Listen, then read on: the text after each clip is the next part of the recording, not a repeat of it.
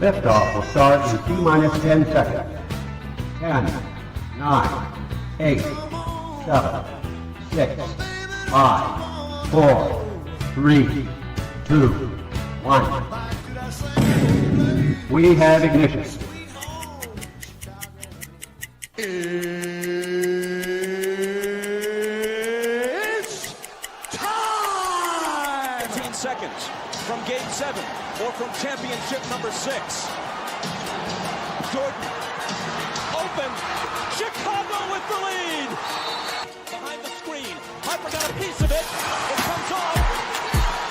The Chicago Bulls have won their 6th NBA championship. Tying run at second, 2 out, Palmero over the head of Jenks. Uribe charges, throws, out! And the White Sox have won the World Series. To the far side around the 8-yard line to Hester. Under it, and to the middle with the 15, to the 20, breaks 3 of the 25, to the 30, to the outside, 40, midfield, 40, 30 to the coast, 20, 15, Hester 5. Oh!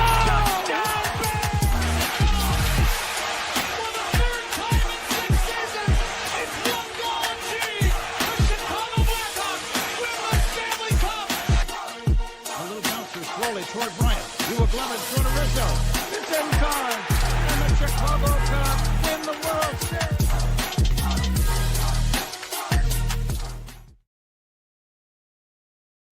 What up, what up, what up? Welcome to ShawnSierraSports on Sports Zone Chicago. I'm your boy, the SuperBack, Shawn Sierra. Thanks for tuning in. If you're watching us on Facebook Live, well, then I guess you found us on Facebook. And if you're not following us on Facebook, what? Come on, go to Facebook, type in Sports Zone Chicago, click the like button. Now you're following Sports Zone Chicago. Simple. Now, if you're watching this on our YouTube channel, excellent. And if you're not subscribed to our YouTube channel, for real, come on, guys, go to YouTube, type in Sports Zone Chicago, click the subscribe button, but also click the notification button. That's the little bell next to it, and that'll let you know anytime a show when Sports Zone Chicago is going live. Get it? Got it? Good. Now, listen. You can also tweet the show. You can tweet us at SportsZoneShy, that's CHI, at SportsZoneShy. Now, if you want to follow me, just me personally online, you want to know what I did? Let me tell you what I did. I made it nice and easy for you folks. Nice and easy. One handle for Facebook, Twitter, Instagram, Snapchat, and TikTok. All one handle at the Shawn Sierra. Listen, I got a great show, but I need you to get interactive. So whatever platform you're watching us on, whether it's Facebook or whether it's our YouTube channel, leave a question or comment on that platform. It'll come up here on the thread. We'll put it up on the screen. We'll incorporate it into the show, and that, my peoples, is what makes this the best morning Chicago sports talk show around, and that's you. So bring them all, baby. Questions, comments, smart-ass remarks, because ain't nobody scared over here. Like The Rock said, baby, don't sing it. Just bring it. Let's check out the chat because, man, we got a whole bunch of people jumping in this chat. My man, Armando Emeterio Lara Jr. What's up, Papa Jr.? Thanks for tuning in, babe. Baby, I appreciate you. Black Diamond. The top of the morning. No. See, there you start with your nonsense, buddy. There you start with your nonsense. Oh, que la chihuahua. Esto también. Cornelius Squalls, what up? ShawnSierraSports fans. Cubs keep rolling. Come on. Stop with the blasphemy. Don't want to hear any of that nonsense. Michelle Walls in the house. What up on a House Music Monday morning, peeps? That's what we're talking about, baby. House Music Monday. I got the speakers. Julian Jumping Breast, speaker of house music. That's what we're doing. Levette Lee's checking in. She's like, happy House Music Monday, y'all. That's what I'm talking about, Levette Lee. I'm not going to put up your next post because that's nonsense. Nonsense.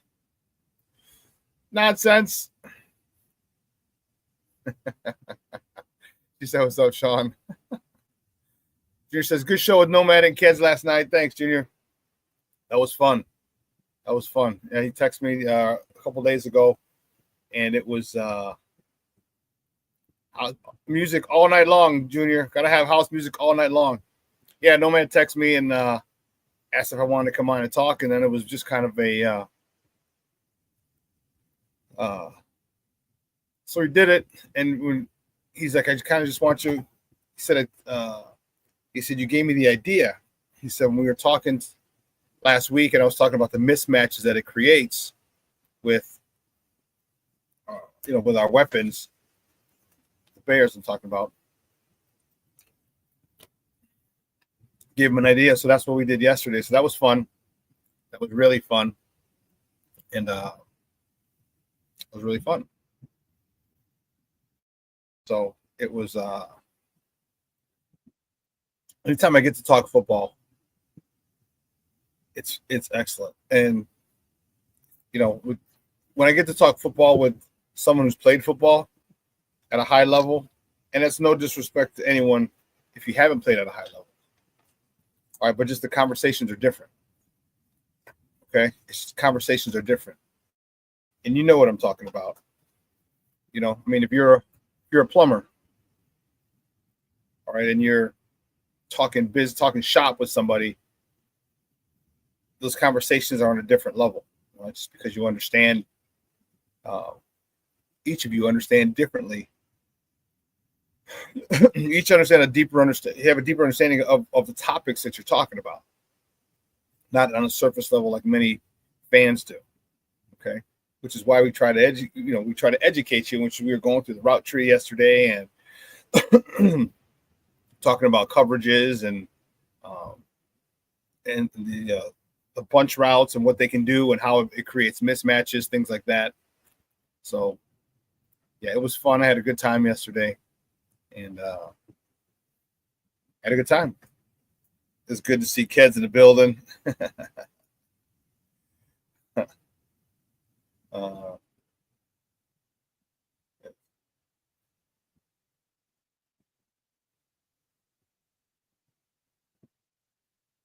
Yeah, it was good to see kids in the building.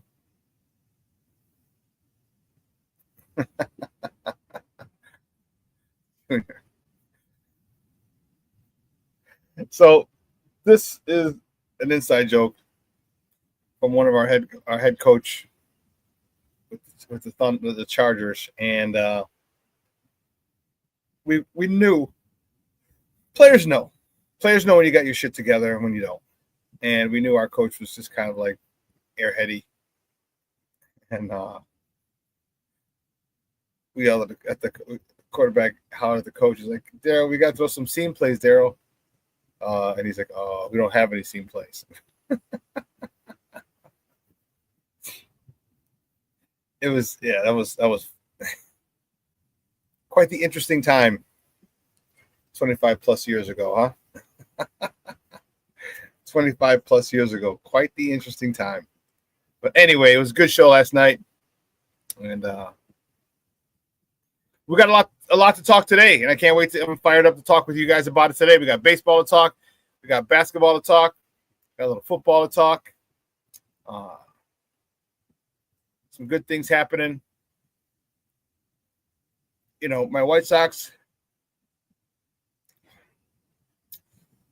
despite the crazy going on with them, there are definitely noticeable signs of improvement. Definitely. You can see the difference. And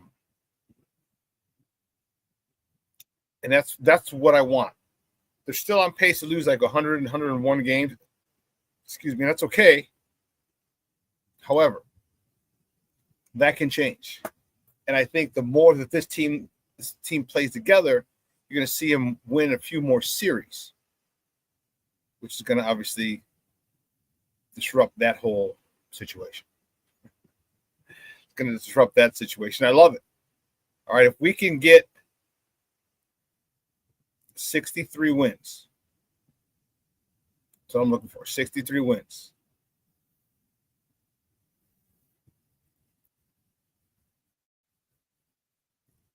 Junior said, was it you or Paul who started naming our seam plays to Daryl? That overload? I think it was Paul. Our quarterback, Paul. King Book of World, check it in. Salute everyone. And Shawn, what's up, Papa? Thank you for tuning in. He's like, good shit last night. I know, man. Thanks, bro. Thanks. Appreciate you. See, that's some of the things that I'm going to do moving forward in this season. I'm probably going to have an extra show specifically dedicated to tape, which is what I should have been on that already. Okay, but it would have helped me if I had that a couple years ago, because now a lot of people are breaking down tape. But nonetheless, we're going to add a show during the week where I'm going to break down tape, maybe 5 or 7 plays from the game, that some key plays from the game. All right, and that'll be something that's added. So good stuff. I'm looking forward to it. That was really fun, just looking at stuff like that. So I appreciate the love, King Book of World. And listen, guys, I hope you guys had a great Father's Day yesterday. But I hope you guys were celebrated.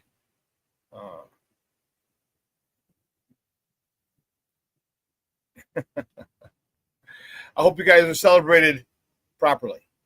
Okay, you know, I said it on Friday. I said, fathers are vital in the development of children. Okay, men, boys and girls. And they need to be celebrated accordingly.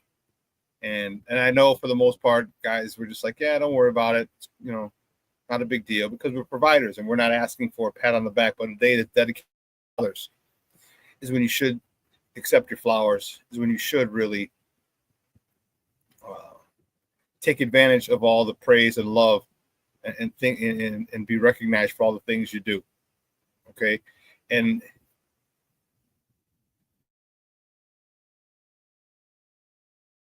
pardon me. And it's not just the physical things. The physical things are vital, right? But there's a lot of other things, the emotional support, right? A lot of things that you do. So again, I hope you guys were celebrated in a way you wanted to be celebrated, in a way that made you smile. And again, for most fathers, it's just, you know, they just want to know that their family's happy and taken care of. Okay, we usually don't need, guys, we don't really need, you know, pomp and circumstance. Okay, but I hope you were celebrated properly. I hope, you know,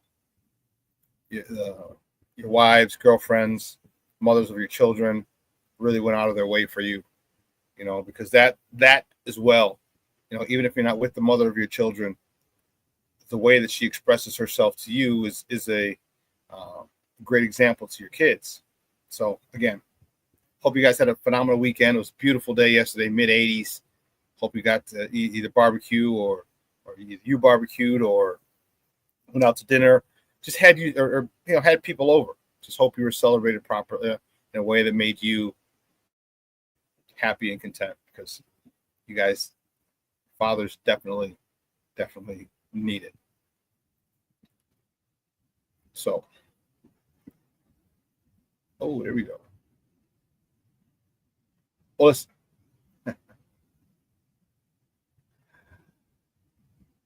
see this.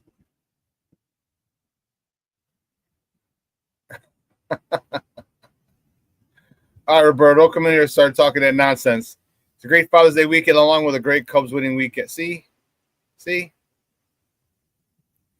Come on here with your nonsense, with your blasphemous comments. Oh, blasphemy on here. Junior said, I saw some good fights on a Latino group on Facebook on Father's Day. Oh, boy. Can't we just get along? You know what I mean? Can't we just get along?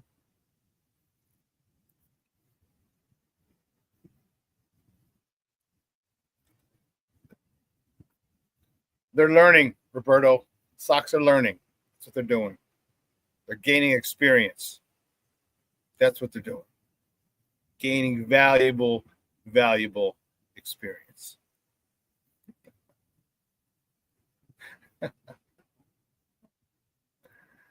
All right, guys, you know how we do the first segment of every show. It's called Top of the Morning. It won't come just when you want it.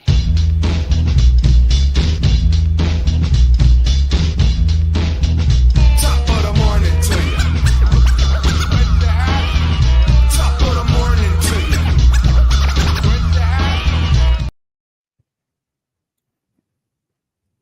First, top of the morning topics. All right. We'll give you guys a little happiness. Cubs beat the Pittsburgh Pirates 3-2 yesterday in 10 innings. Colin Ray got the start. He got a no decision. He went 6 innings, 4 hits, 2 earned runs, 1 free pass, and 4 punch-outs. Dansby Swanson was 2 for 4 with an RBI, his 38th of the year. Ian Happ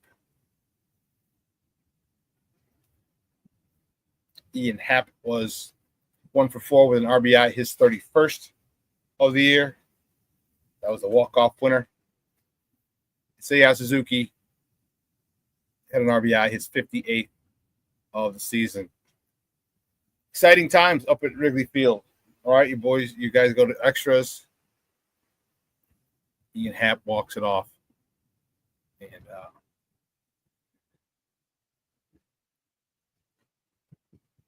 the place went nutso. So the Cubs are doing well, as evidenced, and there's a lot of rumors, a lot of trade talk. You know, you guys need a pitching. So there's a lot of trade talk. And what I've heard was the Braves might be looking to get rid of Chris Sale. And as I said last week, that is something you should be first in line for if that situation arises. First in line. So we'll see how it plays out.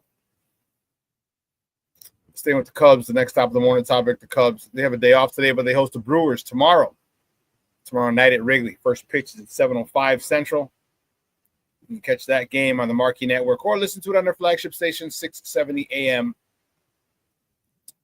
The probables for that game on the bump for Milwaukee, Chad Patrick 8 with a 3.25 ERA. And for the Northsiders, Ben Brown is scheduled to be trotted out. He's 3-5 with a 5.71 ERA. All right, now it's the division. You're talking division. All right, this is a team that's directly behind you. Although you do have a 5.5 game lead, you still want to. The thing you want to do is you want to extend.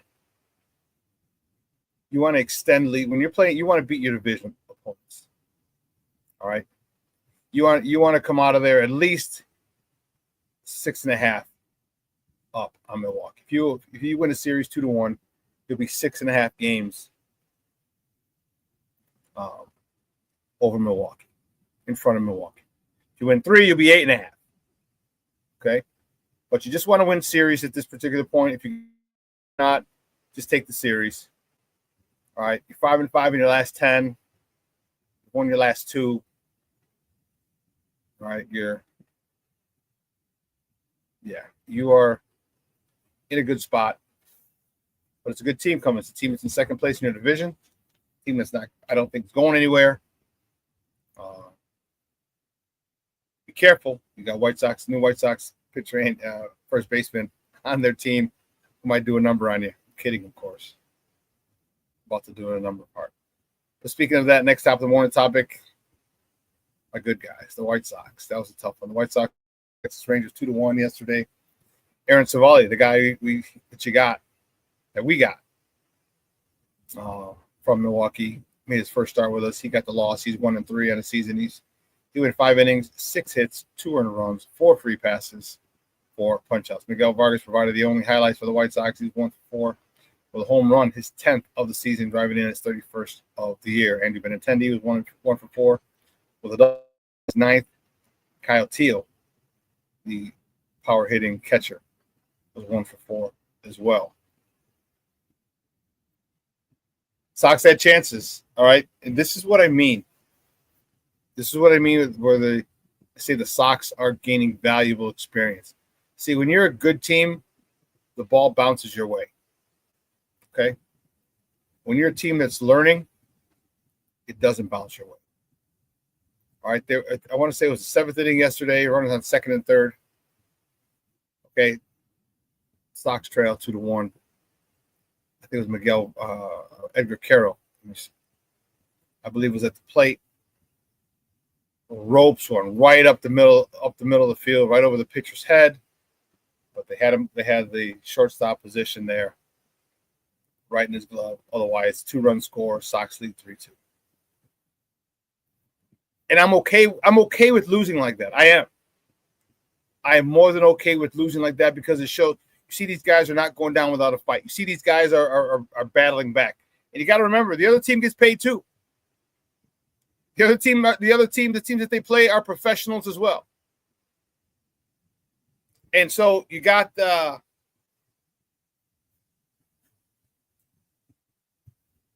you got these guys fighting every single game. And to me, that's the most important thing. All right.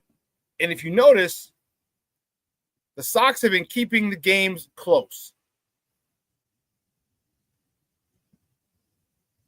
They've been keeping the games very, very, very close.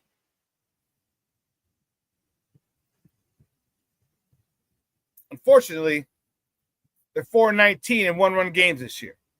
That's going to change. When you're a young team learning how to win, this is the record you're going to have in close games. First of all, you're probably not going to have a lot of close games. The White Sox are having a lot of close games. That's 23 close games are one-run games. 23 one-run games.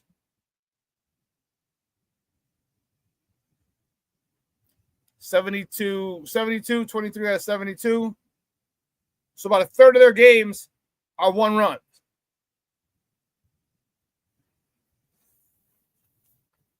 What's happening is this. Let's see what my people are talking about.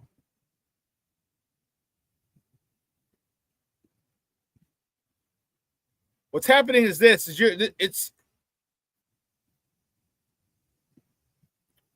You're learning how to play in these close games. And although you're losing, you're learning. There are going to be a lot more situations where, as the season goes on, that you're going to be in close games. And when you are, you're going to be able to come out on top. It's just the law of averages. Literally just the law of averages.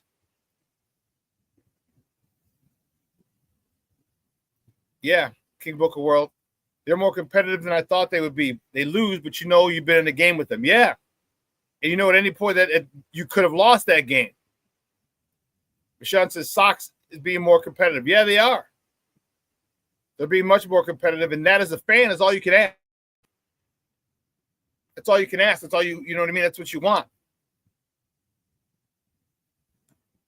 And I'm happy to see that because these guys are buying in. These guys are fighting every single game.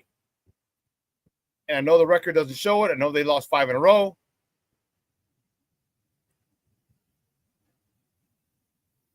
But most of these games are close. And if your team wasn't getting it or if your team didn't care, they'd be getting blown out. The pitching is good. The hitting is good. The defense is decent. Just sometimes the hitting needs to be better. As I said before, the other team gets paid too. They get paid as well. So they're earning their stripes, so to speak. And it can be frustrating. Staying with the Sox, the next top of the morning topic, the White Sox host the St. Louis Cardinals tomorrow at the rate. First pitch is at 6:40 p.m. You can catch that game on CHSN, Chicago Sports Network, or listen to it on their flagship station, ESPN 1000. Probables for tomorrow's game for the Cards. Matthew Liberatore, he's on the bump for the Cards. He's 3-6 with a 4.17 ERA going up against Shane Smith, the Rule 5 draft pick for the White Sox. He's on the bump. He's 3-3 with a 2.37 ERA. Nice ERA. He's just been another one of those pitchers, hard luck, where he's not getting any run support the times he pitches. Right, this guy is really, really very impressive this year. I wish him well. I hope he has another good game tomorrow. And I know the Cubs, you'll be rooting for us. Oh, the Cardinals are 37-35, a little bit over 500. They're 7 games back. I know you want us to beat them because they're in your division and you just don't like the Cardinals. there's a lot of hatred there. And I get it. That's cool. That's cool. But listen, here's what we're going to do.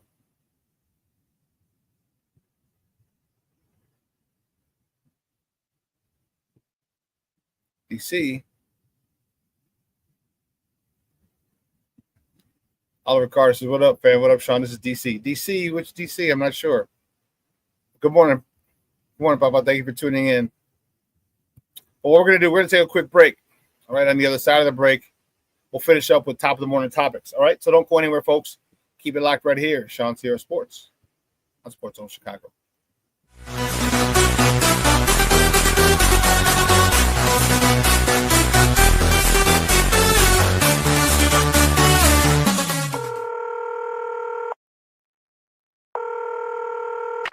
911, operator 901. Where's the emergency?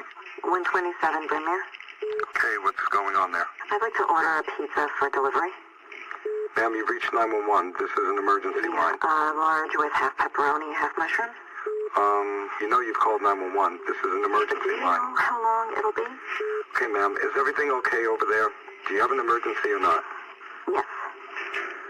And you're unable to talk because... Right. Okay, is there someone in the room with you? Just say yes or no. Yes. Okay, it looks like I have an officer about a mile from your location. Are there any weapons in your house? No. Can you stay on the phone with me? No. See you soon. Thank you.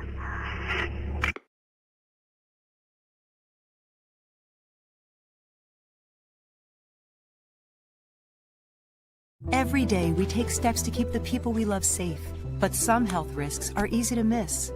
Ticks hiding in the yard can spread germs, like the ones that cause Lyme disease. Mice searching for food can spread bacteria that makes us sick. Mosquitoes lay eggs in standing water and can spread West Nile virus and more. Cockroaches are drawn to water in the home, leaving behind allergens that can trigger asthma attacks. Common pests can threaten our health. Learn how to protect your family at pestworld.org. When I'm flying, I put my helmet on, my visor down, my mask up. You don't know who I am. Whether I'm African American, Asian American, Hispanic, white, male or female. You just know I'm an American airman kicking your butt.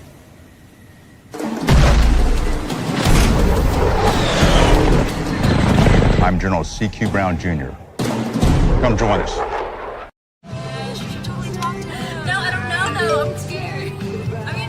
You're so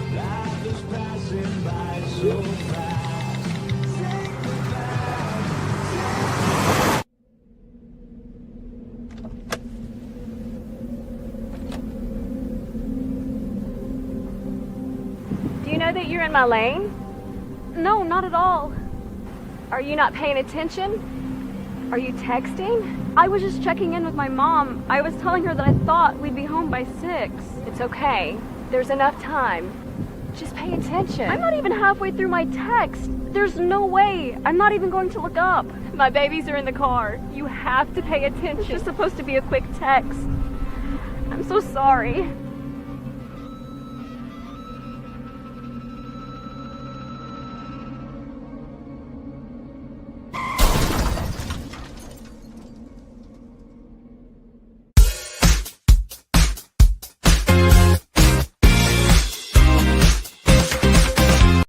For Seiya Suzuki, and that'll score a run. And a great play by Gonzalez to get the out. It is a 2-1 game. Run scores, but man, didn't. Now Dansby Swanson. The other way, base hit, right field. Push around third. Dansby RBI single. We're tied up. 2-2. The Cubs answer right back. Dansby gets this little slider down and away, and after the fastball away, goes with this ball. Yeah, Frazier at second. Liner, caught by Nico. He steals a hit, saves a run. And Frazier stranded at... Infield still up. Line drive, base hit, right field. Brujan in, Cubs win. Ian Happ, your hero. Ian Happ walks it off as the Cubs beat the Pirates 3-2 in 10. Welcome back to Shawn Sierra Sports and Sports Zone Chicago. Those clips courtesy of the Marquee Network. Those are your Northsiders. Oh, DC. Okay, my bad, Papa. All right. It must be on your. This is Oliver Carler. Okay, all right, I get it now. My bad. I was like, what? My bad. My bad. Little crazy. Little. Pardon me. Little nonsense. Papa.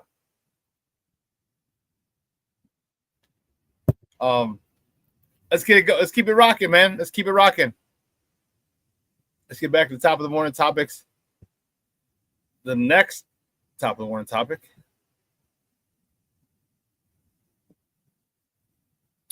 Scott. That's what I'm talking about, baby. Sky with a big win yesterday. Oh, I don't need the Marquee Network banner up.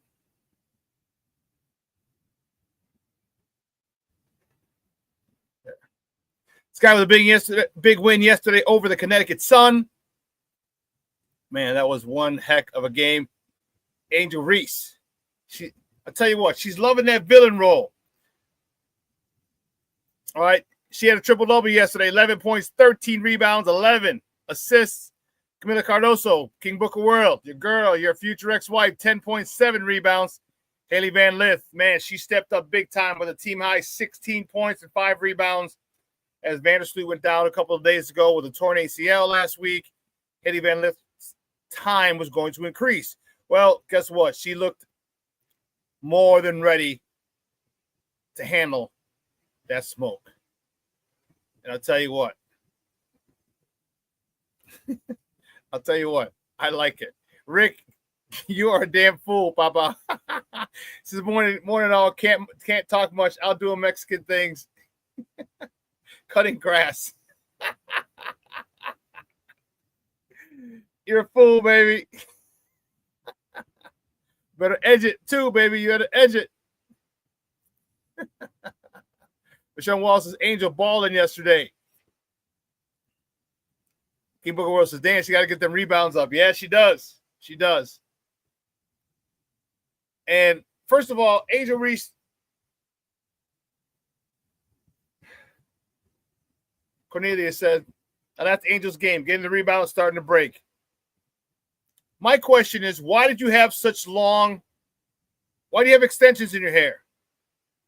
I want me a girl with extensions in her hair, bamboo earrings, at least 2 pair, a Fendi bag, and a bad attitude.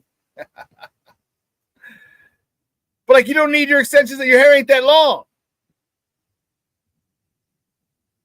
And there was a situation in there where one of the Connecticut Sun pulled her hair on a rebound, and Angel turned around livid. It was a guard, shorter girl. And one of the teammates came up, one of the bigger girls on the Sun came over to kind of step in, and Angel pushed her.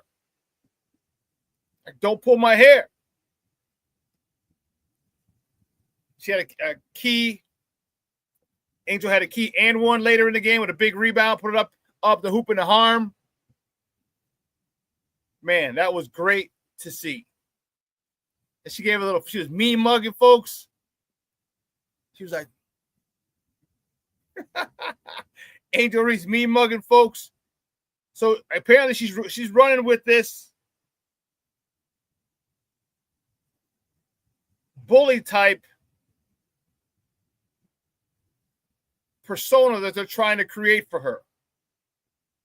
The villain thing. Okay. This is the one thing, and she did something on TikTok, if you saw, addressing the me bounds. There's no need for that. There was really no need for that. And she's like, yeah, what you doing? She's doing something with her fingers like this. And that's the problem. Today's athletes are sensitive. She's just, just let it go.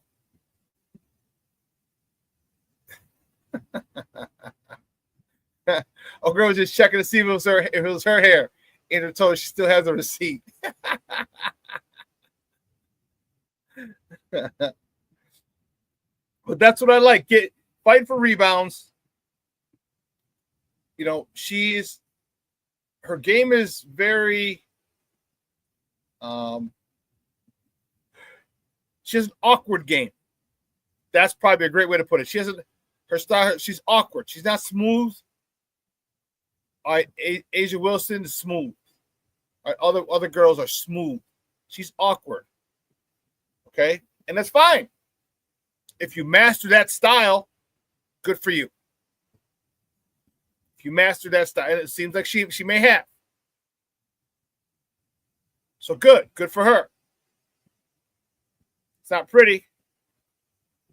Not pretty at all. And as I said plenty of times, she really needs to make sure she makes her layups. Stop missing and getting a rebound, putting it back up, missing and getting a rebound, putting it back up, putting it back in. I understand the me-bounds comment, because that is funny. But she's got to be more efficient. She must be more efficient.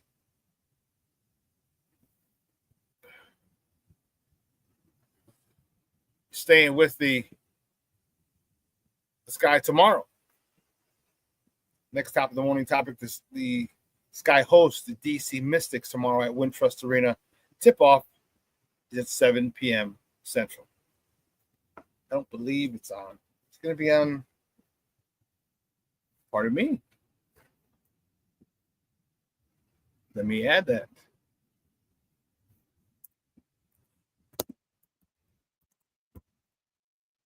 There you go. Tip-off is at 7 p.m. Central. You can catch that on on Channel 26 here in Chicago. It's a local broadcast. Very nice. Glad to hear it. It's good. I see. It seems like the wave of enthusiasm and popularity of the WNBA is still going strong. I renewed my league pass. All right, so I paid that. League pass is up. We're good. All right. Caitlin Clark coming back the other day. If you missed it, Caitlin Clark, remember, she was out for 5 games. 1 game with Sky.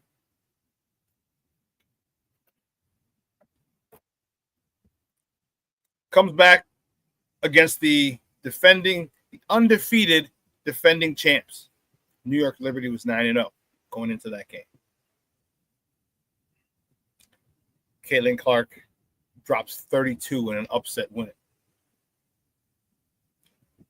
It seems like the popularity of this sport is still there, which I think is awesome. It needs to be. Okay, I'm happy.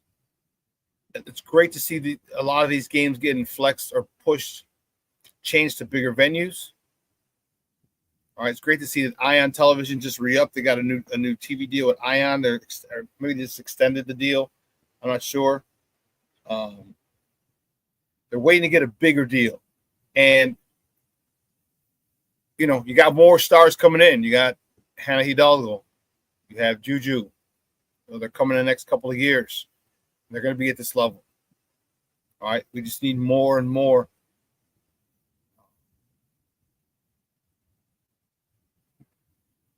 big names, and you're gonna see it because everyone has a coach. Everyone's, all the AAU tournaments and games.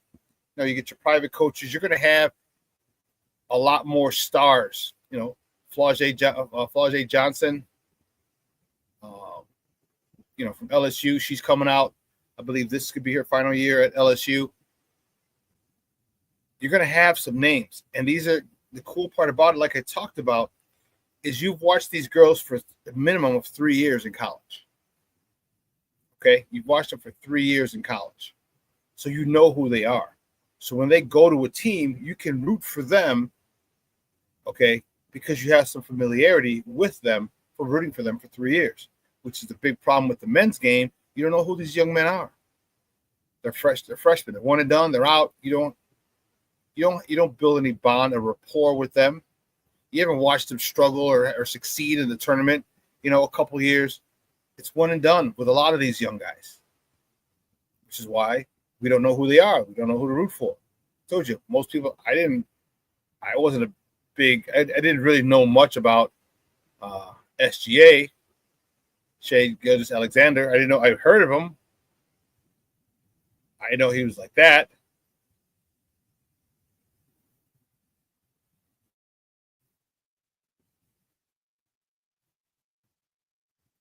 Booker Will says people just need to accept that Caitlin Clark is the boss of the league. She is as advertised and more. She's as advertised and more. I mean, she came up in, what do they say, in 91 game seconds. She had three 25-plus foot threes.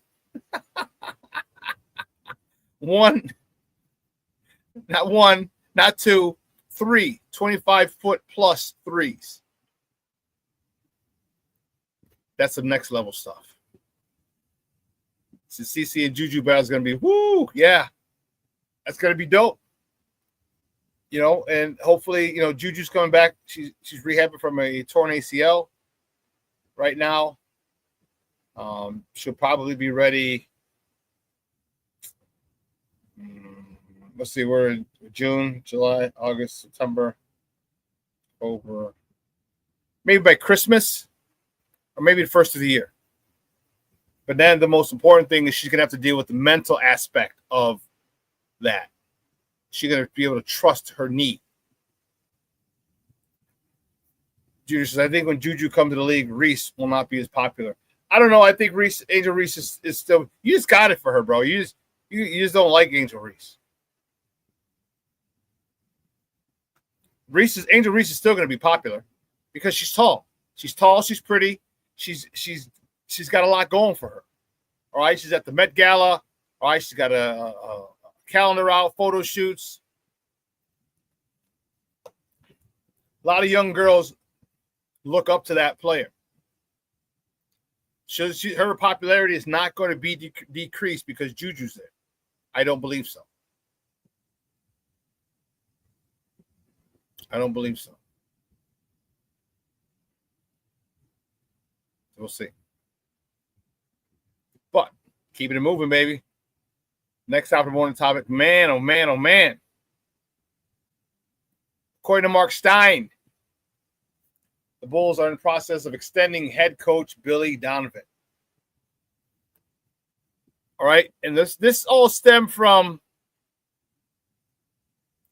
the New York Knicks. Okay? New York Knicks are a shit show of a basketball franchise. Let me take this down. The New York Knicks are a shit show franchise.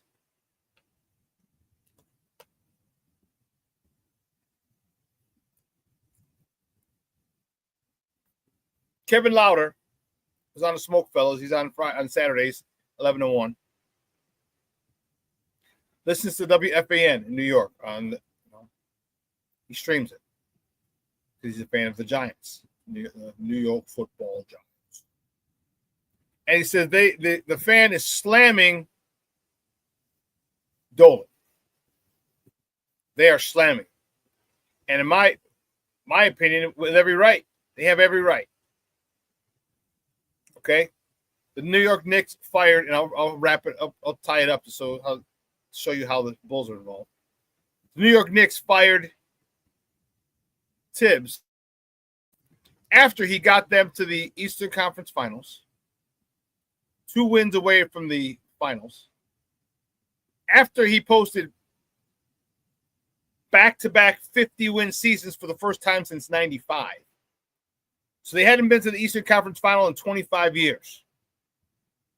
Hadn't had back-to-back 50-win seasons in 30 years since 95. And you fired him with no plan. How do you know that you had no plan? Because the Knicks are going around to every single NBA team requesting to speak with that team's head coach who's already under contract.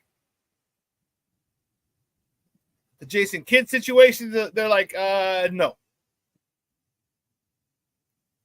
So the Knicks are looking like idiots. They came to the Bulls, and the Bulls are like, screw you.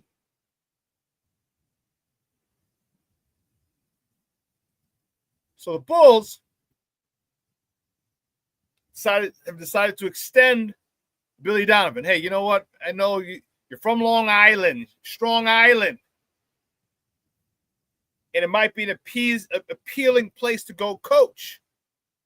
We like what you're doing here. just to sweeten the pot a little bit, we'll give you an extension.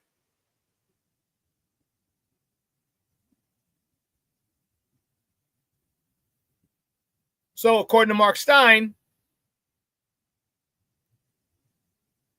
the Bulls are in the process of extending him. And I like Billy Donovan. I do. I think he's a good developer of talent. I think he's a good coach.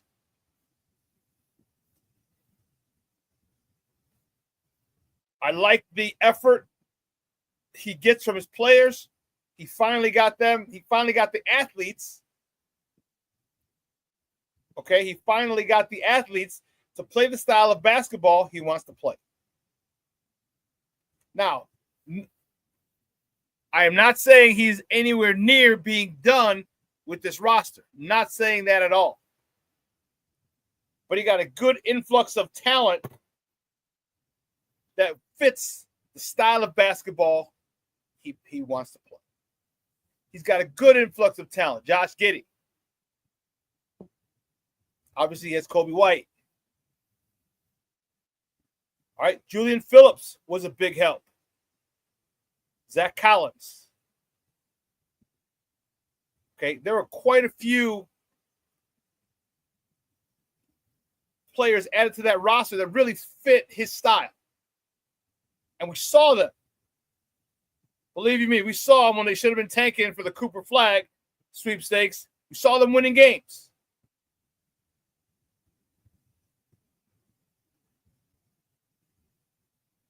We saw them winning games with this new style. Now add more talent. Now the Bulls are getting the 12th pick. NBA draft is 9 days away, I believe. Bulls have the 12th overall pick. They need to continue adding to that young roster while developing their young players. Matas has to develop. I don't know about you, but I am not worried about Matas Buzelis developing. I am not worried about it. This kid, and reports, I forgot who did I read it from? Where was that? Was it Io? Who said that Matas wants all that smoke. Matas wants all that smoke. He wants all the work. He's not afraid to put time into the gym. He's not afraid to put time into the weight room. And he's from Chicago, from the Chicagoland area.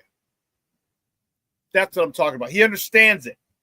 So the development of him has to continue. We've seen the development of Kobe. Love it. Seen the development of Io. Love it. Seen the development. I know he wasn't our player drafted, but Josh Giddey got a chance to play. This offense seems to fit him beautifully, perfectly. Mr. Triple-Double. All right, you got Smith, you got Collins, you got a lot of pieces. Continue to add, continue to develop. A lot of people didn't like Billy. A lot of people in this chat don't like Billy. But the development is there for many of these players. DC says, what kind of players do you think Billy Donovan needs? First and foremost, he needs a rim protector. First and foremost. I think a very, very, very, very 1B would be another dead-eye three-point shooter, a 3-and-D guy. That's what I think. Give me somebody who protects the rim, runs the court. Another eye, give me a guy who's a dead-eye three-point shooter. So when Josh Giddey gets in the hole, he can look to the corner, find my man, splash.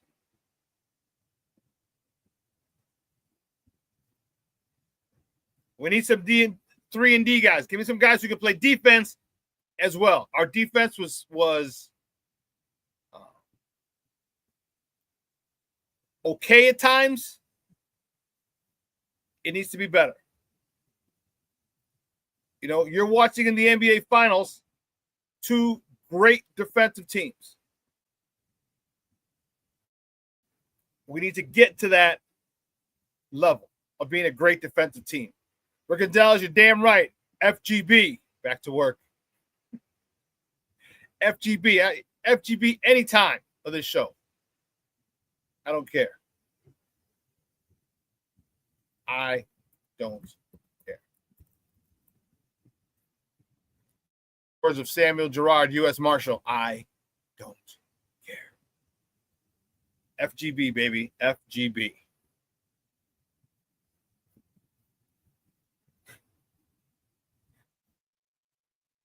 Junior.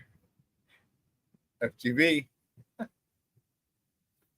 So they're in a spot right now where they're in a critical spot. Can they get out of basketball purgatory?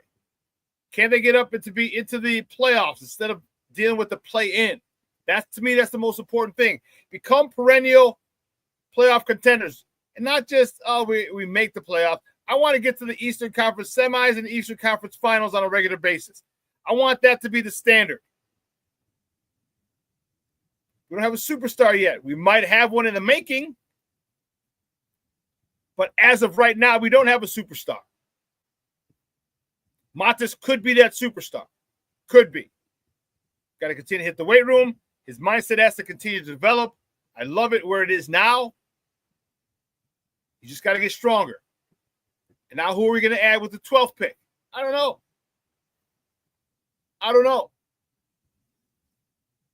But give me a rim protector. I would love a rim protector. Jay Grizz has mentioned Maliuk from Duke. I don't know if he's going to last to 12. I doubt it. I highly, highly doubt it. But if we can get him somehow, some way, you coming up with funky ass shit like every single day, man, that would be a coup. That'd be cool also, but that would be a coup if we can get him. Big young man, rim protector, shot blocker, good defensive player.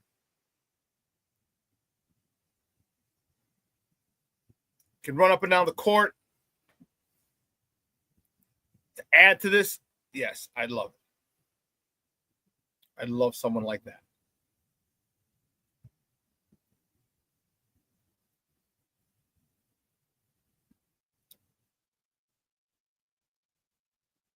Last top of the morning topic should have been earlier.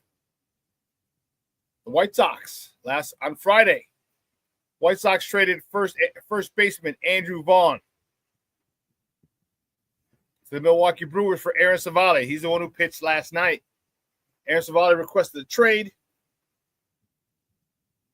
from the Brewers. The White Sox have given up on their former draft pick, Andrew Vaughn. Never really developed. We've talked about him plenty of times on the show.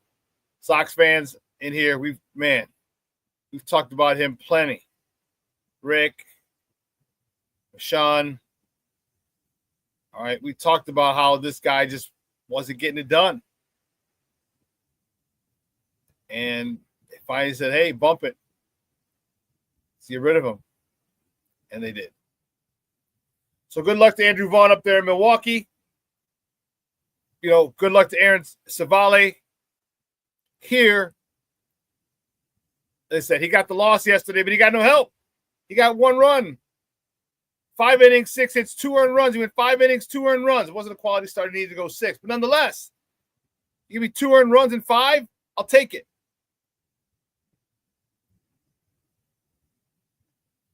So the Sox needed to manufacture a run. Again, they had chances, just came up short. Again, good luck to Andrew Vaughn up in Milwaukee and wherever the rest of his career takes him. It just unfortunately did not work out here for us. So we're going to take another break. On the other side of the break, we're going to welcome my man. Nomad's going to join me. We're going to have kind of a continuation of yesterday. We're going to talk a little Bears. I'm looking forward to it. So keep it locked right here, folks. Shawn Sierra Sports on Sports Zone Chicago. Hey, it's your boy, the SuperBack, Shawn Sierra, and be sure to follow Sports Zone Chicago on all social media platforms, on Facebook, Instagram, and our Roku channel. You can find us at Sports Zone Chicago, and on Twitter, we are at Sports Zone Shy. Also, be sure to download our mobile app so you can take Sports Zone Chicago with you on the go.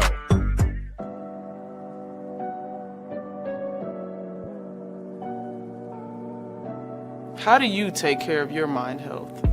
For my mental health, I meditate in the mornings. I have my dogs.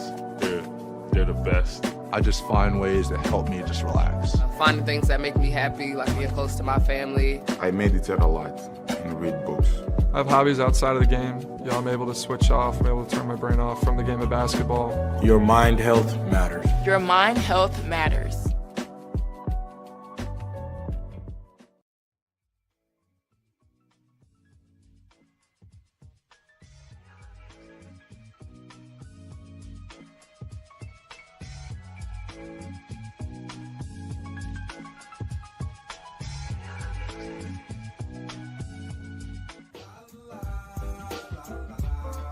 It's a romance sport.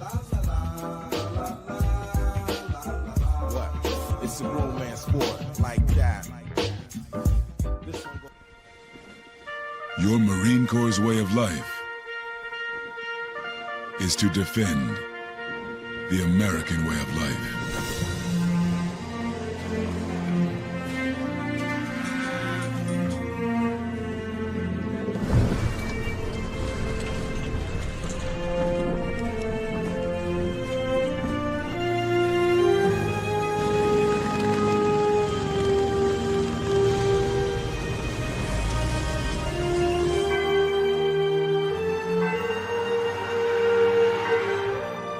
Every day,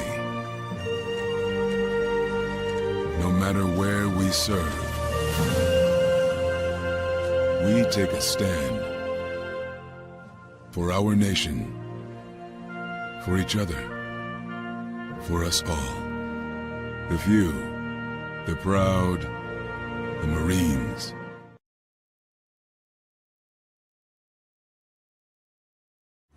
Everybody in a work zone is someone somebody. This is my mom. She works for KDOT. This is my dad. This is my mom. This is my daddy. This is my sister. This is my daddy. This is my son, Scott. He was killed while working in a highway work zone. When you drive through a work zone, drive like a life depends on it. Because it does.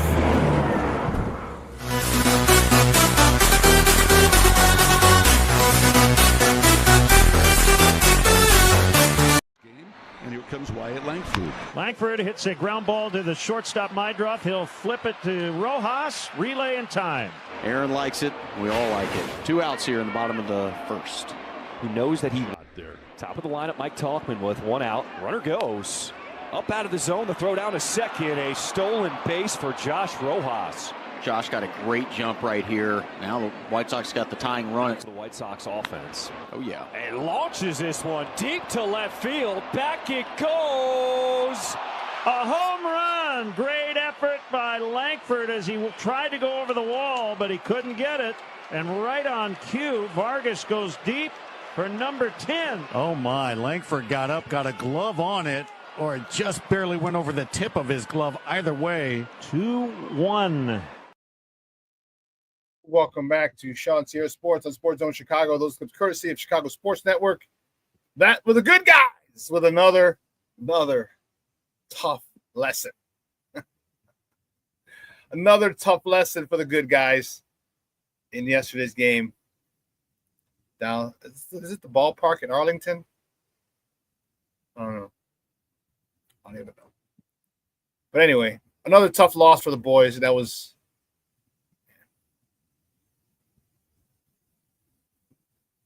I'm telling you, we're going to get it. It's going to come a point in time in August. In July and August, you're going to see a couple of people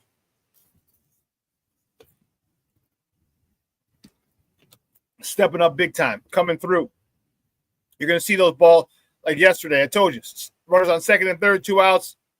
Edgar Carroll smokes it up the middle. Line drive over the pitcher's head. They're positioned perfectly. come late July, August, those baseballs are going to find a hole. They're going to find a gap and get through to the outfield. They will. Mark my words.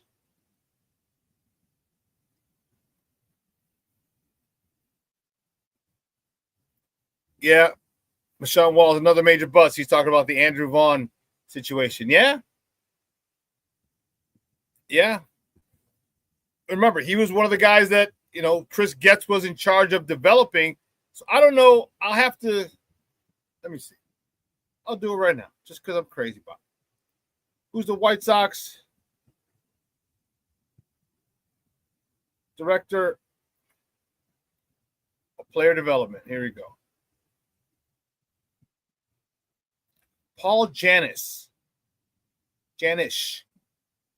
He is the new director. Chicago have announced their player development staff and assignment for the 2025 season under Paul Janish, director of player development. He's in his second year overseeing the organization's minor league operations and player development system. Okay. Whatever this guy's doing, there seems to be some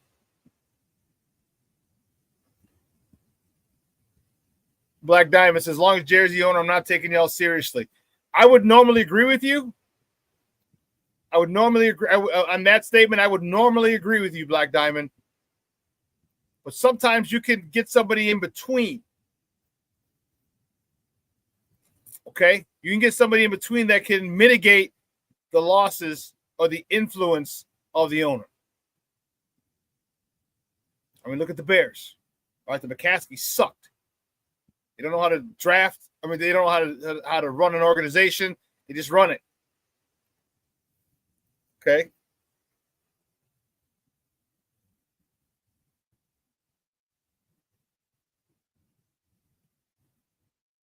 But when you get your general manager like the Bears did, and he had some hiccups, but he made the great trade. They got his DJ Moore, got his all those picks as well.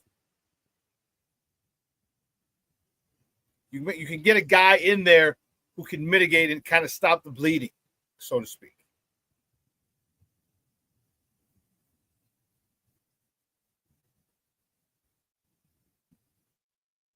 So, but anyway,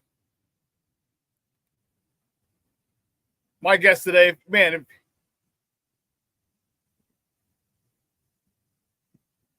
is he going to be smart enough to keep him? You mean Chris Getz or the player development guy? See, the one thing about the White Sox, Black Diamond, is they are loyal to a fault, to a damn fault. If you get hired by the White Sox, by the Bulls, you're there for 20 years at least. At least. You got a good run for 20 years. You got a good run for 20 years. So I don't know about smart enough to keep him. Let me just say that I think it's going to be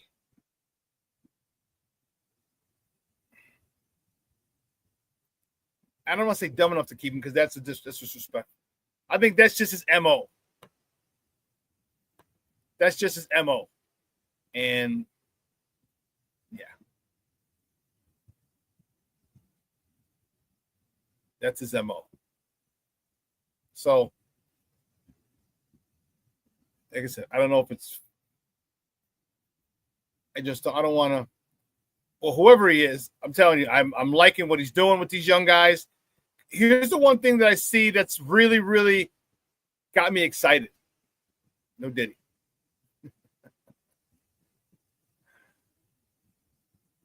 These youngsters have really, really, really good plate discipline. All right. They have really, really good plate discipline. And that's uncommon. And we're talking power hitters like Teal, even Quero.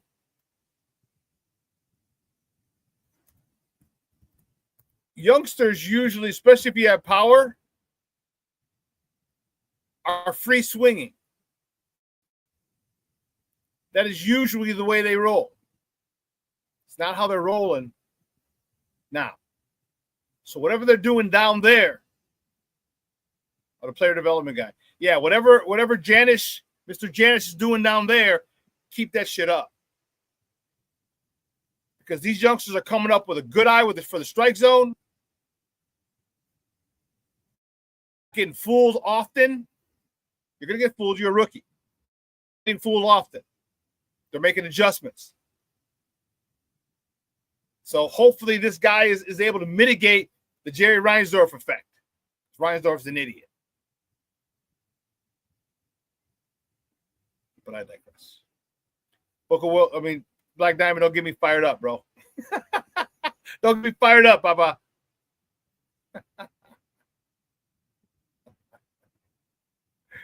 Anyway, listen. My guest, we had such a good conversation yesterday. We figured we're going to kind of keep it going a little today. I'm looking forward to it. There's a lot to talk, and there's a lot of there's a lot to chew, a lot of meat on the bone. All right. And when it comes to our Bears, all right, I love our Bears. You know I do. You know me in football, man. Jeez. Love me some football. Hold on.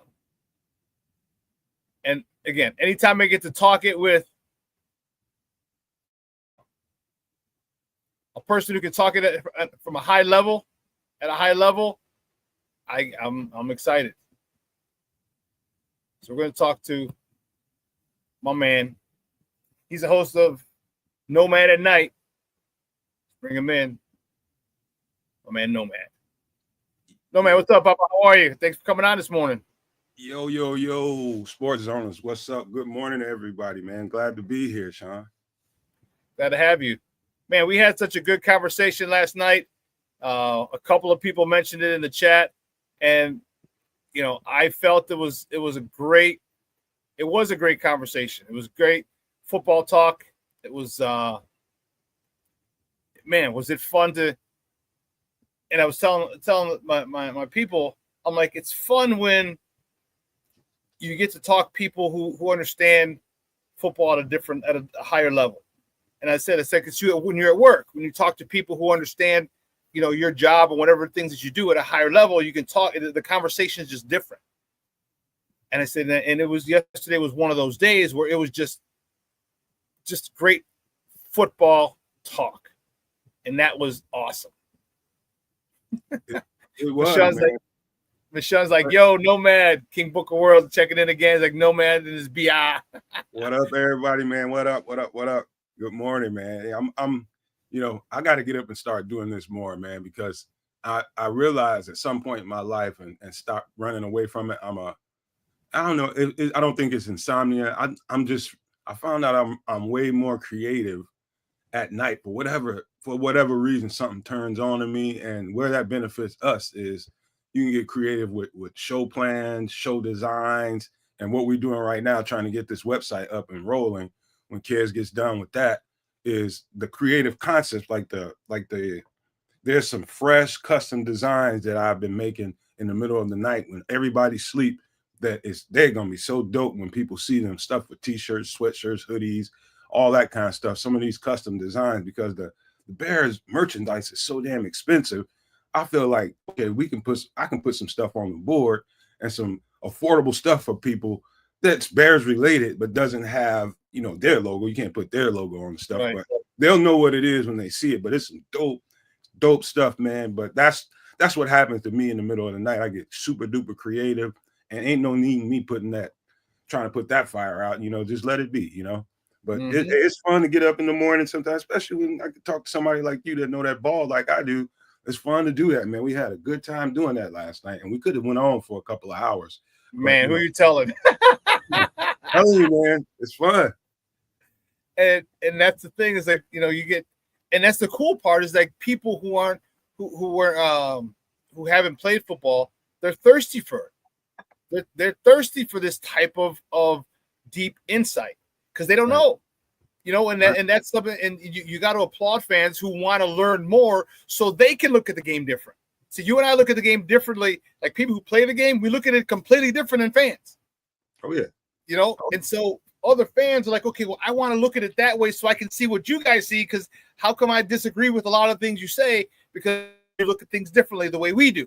So you look at it at the surface level, we look at it at the substance. We look at it, you know, from the inside out is how we look at it. Oh, yeah. And other people don't know how to do it. So when we give them insight like yesterday, and that's why yesterday was, man, that was good stuff.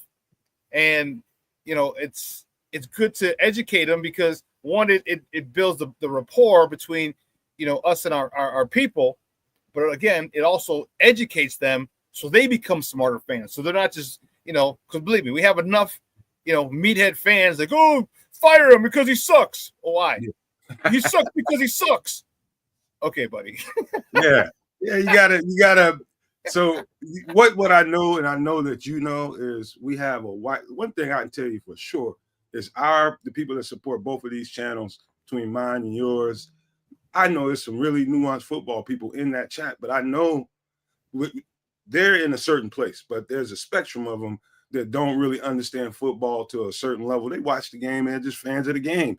And what I try to do my best to, it's almost like, you know, this is basically football one-on-one. You don't want to go to the 401 level with everybody because they don't see it that way because that's just the way it is. And so when you break it down in a way that we did it last night, it simplifies it so that, okay, when you hear people talking about, okay, you got to learn a route tree, or we're going to be running condensed bunch formations and stuff. A lot of players are going to come out of that. They want to see illustrations of what that looks like. And then when we break it down like we did last night about some of the things you can do out of that and how they can mix and set things up, man, I think people appreciate that. I really do. Yeah, they do. Like I said, they're thirsty for knowledge. Anything it is cool is anything to make them smarter fans is what they look for. And I think we did a great job last night of doing that. And I can guarantee you a lot of our fans, you know, got smarter last night and have something different to look for. Now you have an idea of what to look for. You know what I mean? So instead of just saying, well, he can't read defenses, like, yeah, you can't just say that, like, because that's the whole thing. And especially like when I'm at a bar or, you know, I'm talking to people like, well, he couldn't read defenses. I'm like, well, first of all, can you read defenses? Can you read defense to know that he can't read defenses? You know what I mean? Like, if I can read, I have to know how to read to see if someone else knows how to read. So you can't tell me what coverage they're in. You know what I mean? So it's interesting, and that usually shuts them up. What coverage were they in? Yeah. Exactly. Shut up. And you know what, Shawn? It's like when you're thinking, even when you're watching the All 22, I watch the All 22 stuff all the time. We did a little bit of that last night. And even when you're looking at it, all you're doing, the best you can do is the best educated assumption you can give, because you don't know exactly where Caleb's supposed to be looking, where his eyes are supposed to be, how he's supposed to be going through his progressions. You're just assuming based on the construct of the play, all right, this is probably his progression is this. Probably, yeah. That's the best thing you can do, because you're not in the huddle with him. You don't know what they're telling him. Yep. So, I mean, you don't know how he's perceiving what, and, you know, we talked about the disguises. Cover 2 looking like cover 3, cover 1, cover 3 looking like cover 1, you know, cover 1 looking like cover 2, you know what I mean? Things like that. That has to be deciphered, you know, as soon as the ball snapped. And, you know, once people are able to kind of see it, it helps them not to be so, oh, he can't read defenses. He should have thrown it here. Why did he throw it to wide open receiver? Because he was fooled. Like, well, he sucks. Well, no, guess what? The other team, they get paid millions of dollars too. And, you know, speaking of that, Shawn, I've been watching a bunch of Dennis Allen film. I mean, since we got him, I've been watching his stuff from at least 3 to 4 years back. And the way that guy, he loves that cover 1. He loves matchup. Yep. And, you know, how he morphs that cover 1 at the last second post snap into a cover 3, depending on who he has on the field. He'll do that to you to death. You know, he'll be the last thing that quarterback's going to see is a 1. He receives the ball and they start morphing. People start dropping back in the zones. Man, he does that well, man. So he's one of those ones that can, no matter how well you read the defense, he can trick bag you in a minute. So let's kind of go through some of the stuff we went through yesterday for my people who weren't on the show yesterday. It was cool. We talked about one of the most important things is a route tree. What receivers have to run.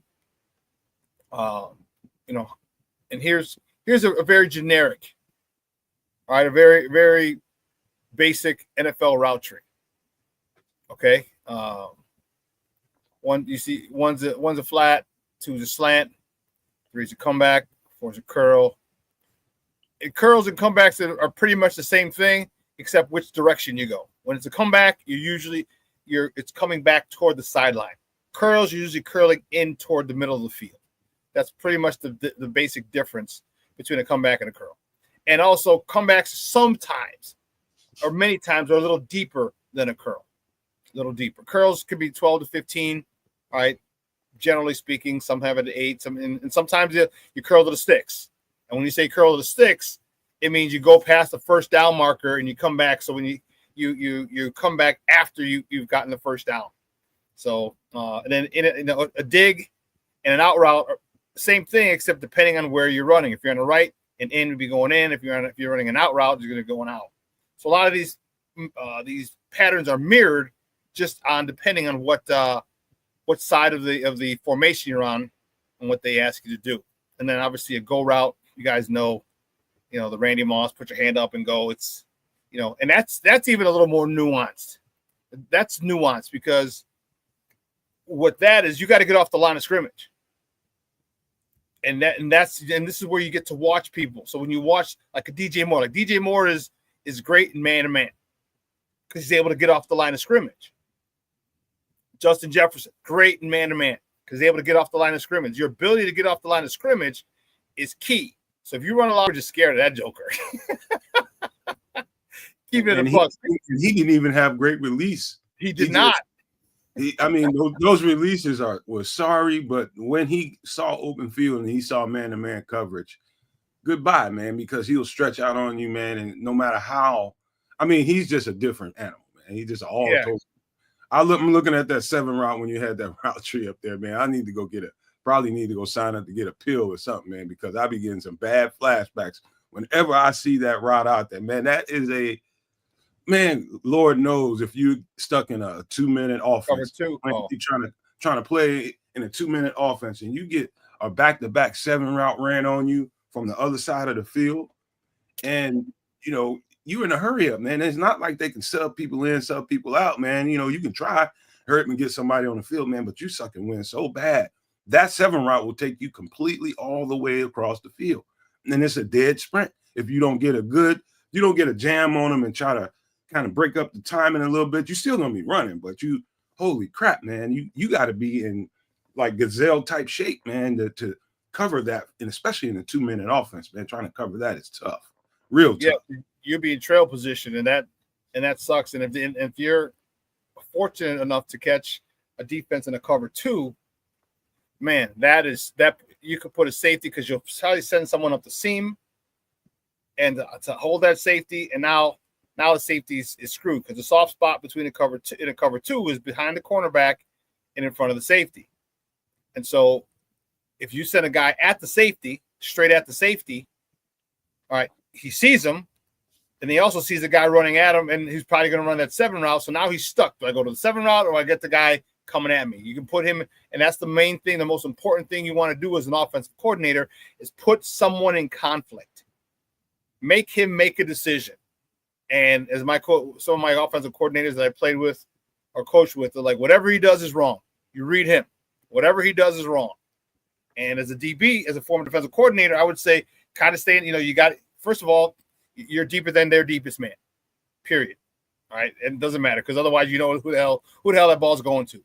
But you're going to kind of have to feather it back there and kind of stay in the middle of those two because once you make a move, that's when that quarterback makes the throw if he's got time. Oh yeah, if he's got time. So you want a real hot take right now? This is going to shock the pants and everybody in the chat when I say this. I know who has the best release on the team, the most fluid, and really, very, very mature. You're not going to believe this. You're going to be thinking DJ Moore. You're going to be thinking Rome or all these. Nope, it's a UDFA. UDFA from TCU, dude by the name of J.P. Richardson. And people better pay close attention to that cat in camp. I'm telling you right now, he ain't the fastest. He ain't, I mean, physically, he's probably on the lower rung of any of the athleticism any football player has in the league right now. But what he does is Julian Edelman-like, man. Really? Yes, man. His game is so mature, and it all starts with his releases. He really knows how to function. You know, to me, I think a slot receiver, I think that's a straight up, it is a profession. But the really, really good ones know how to work that 15-yard area out and in. 0 to 15 yards, you can really work a zone. You can really give a slot corner problems out of the slot because of your releases. He's a real jitterbug, Shawn. I mean, and he's got very, very his hands are great. And so I'm telling you right now, he is going to, depending on how this thing plays out with Luther Burden, if Luther Burden holds out, I'm telling you, we're gonna be fine. This young cat can play, man. I'm telling you, his game is super duper mature, and it reminds me of Edelman, other little jitterbug slot receivers they had in New England, man. He is really, really good off that ball, man. I'm telling you. What was his name again? J.P. Richardson out of TCU. J.P. Richardson. Does he have a good ability to find the soft spots and sit in the zone as well, too? It's almost like he's tailor-made to do it, man. He is really good at that, finding that cushion in that zone and making himself available for the quarterback. Right. Really, really good at that stuff, man. Really good. That's an art, and that'll get you on the field. That'll get you playing time because you don't have to be the fastest guy. We're not asking the slot receiver to run a 4.2. You're not. What you're asking the slot receiver, the guy, one, is to be your first down guy. All right? If you can be my first down guy and I go to you, basically like an out like a tight end. But if you have other skills like I'm on Ross A. Brown, that's even better. It's buttermilk icing on the cake. Right. If you can be that. But if you can find those soft spots and you keep that defense on, you keep extending drives because it's 3rd and 8 and you got 8.5, man, that defense gets frustrated. They get demoralized because you had them. And you let them you couldn't let them get off the field. And those are the kind of guys that you need on your team. Those first down getters. All right. They might have 3 catches for 31 yards. Okay, you're like, oh, nice game, buddy. Yeah, but all 3 catches were 10 yards and got a first down. You know what I mean? That kept drives alive, which is why, again, I tell people numbers can be manipulated. You look at 3 for 31. Oh, he had a shitty game. No, what if all 3 of those catches were 10 yards on the final drive of the series of the game to win the game? You know what I mean? So this is why we really love educating our fans, because you look at the game differently. You know what? And people ask this all the time. What's up with Tyler Scott? No, man. What's happening with Tyler Scott? I think what we just got through describing might be part of the issue. I can't see, I think Tyler Scott, I think they wanted him because of that straight line speed that he has. He can take the cap off of a defense, but in order to be a really to be productive in any NFL offense as a slot receiver, you need to be a little bit more developed than Tyler Scott is. If you notice, they went crazy in this offseason with bringing in. They knew that the slot position was a position of need. They went crazy. They got Olamide Zaccheaus. They got Devin Duvernay. And now they got this guy. And right away, they got Luther Burden in the 2nd round, another slot receiver. And then they top on top of that in the UDFA market and get J.P. Richardson. So they was concerned. And to be honest with you, they have every right to be until Tyler Scott develops in that short area and becomes a potent weapon in that short area. Man, he might get moved off the team because of he just lacks the development that he needs to be a really productive slot receiver. Yeah, and I was concerned about him as well. I mean, he should be concerned. He should hope that Luther Burden, holds out so he can get some time in training camp. Yeah, because I think it's an uphill battle for him because of what you said, the signed free agents this offseason and Luther Burden, because he doesn't have that. He's got that straightaway speed, but he doesn't have that lateral movement, that shake ability that Luther Burden has. Luther Burden has the shake ability, and he's got speed. I don't think he's got Tyler Scott's speed, but I still think he's got some really, really good speed. And that, along with your shake ability, is going to be a heck of a combo. Hell, he I told you that, mentioned last night. He led the NCAA in yak last year. Yeah, all right. So if you get a guy who knows how to run after the catch, man, that is priceless. And Tyler Scott's gonna have a tough battle ahead of him. Gonna have a tough battle ahead of him. You know what, Shawn? When I was looking at Luther Burden, I had been looking at him pretty much all off season. I mean, before we got him, I've been looking at him, and I'm saying to myself in my head, I'm like, what is he like? He keeps catching the ball and he's doing a lot of jitterbugging before he gets upfield. One of the things I know that I saw Steve Smith, he breaks down receivers probably better than I've seen most ex-NFL receivers do it. He does a really good job, and he wasn't as nice to Luther Burden as I'm about to be. But he's got to get that ball, make one move, and get upfield, man. All that jitterbug and the shaking in college, you can do a little bit of that. The defenses are much more fast in the NFL. He's got to get that thing, make one move, put his foot in the ground, and get on upfield to stop all that jitterbug. And I just don't want to see him doing that. Next thing you know, he's getting ankle tackled or getting hit from the side and all that's going to happen to him fast. So he's got to learn that real quick. Oh, he's going to learn it because once a guy like Aaron Donald or Ray Lewis or one of those guys comes flying in from the inside in pursuit and you're jitterbugging, you're this, and all of a sudden you say, okay, now I'm going to go inside. Wham! Ear hole. I need to reintroduce myself. Ear hole like an MFer, boy. Yeah. And we've all of us who have played sports, ear holes, offensively or defensively, we've been ear holes, and that is hey, man. Can you remember the feeling from the last time I remember my head was dinging so bad. I got we called it in high school. I remember that's the last time it happened to me. A zero route when I'm the Z receiver. I take a step forward, then step back into the backfield for a screen pass. Basically, is all it was. Blocking is set up. They're coming down the field trying to seal off the left side so I can get up the field. Man, I took one cut. I just took one false move instead of doing exactly what I'm telling Luther Burden not to do. That's what I did. I jitterbugged a little bit too much and tried to cut it on the inside to try to break the defense. Man, I got plugged so hard in my head, man. My stuff was dinging. Man, I don't even remember that whole second half, man. I got smoked. I remember we were playing, we were up at Hanson, and I don't remember the name of the team.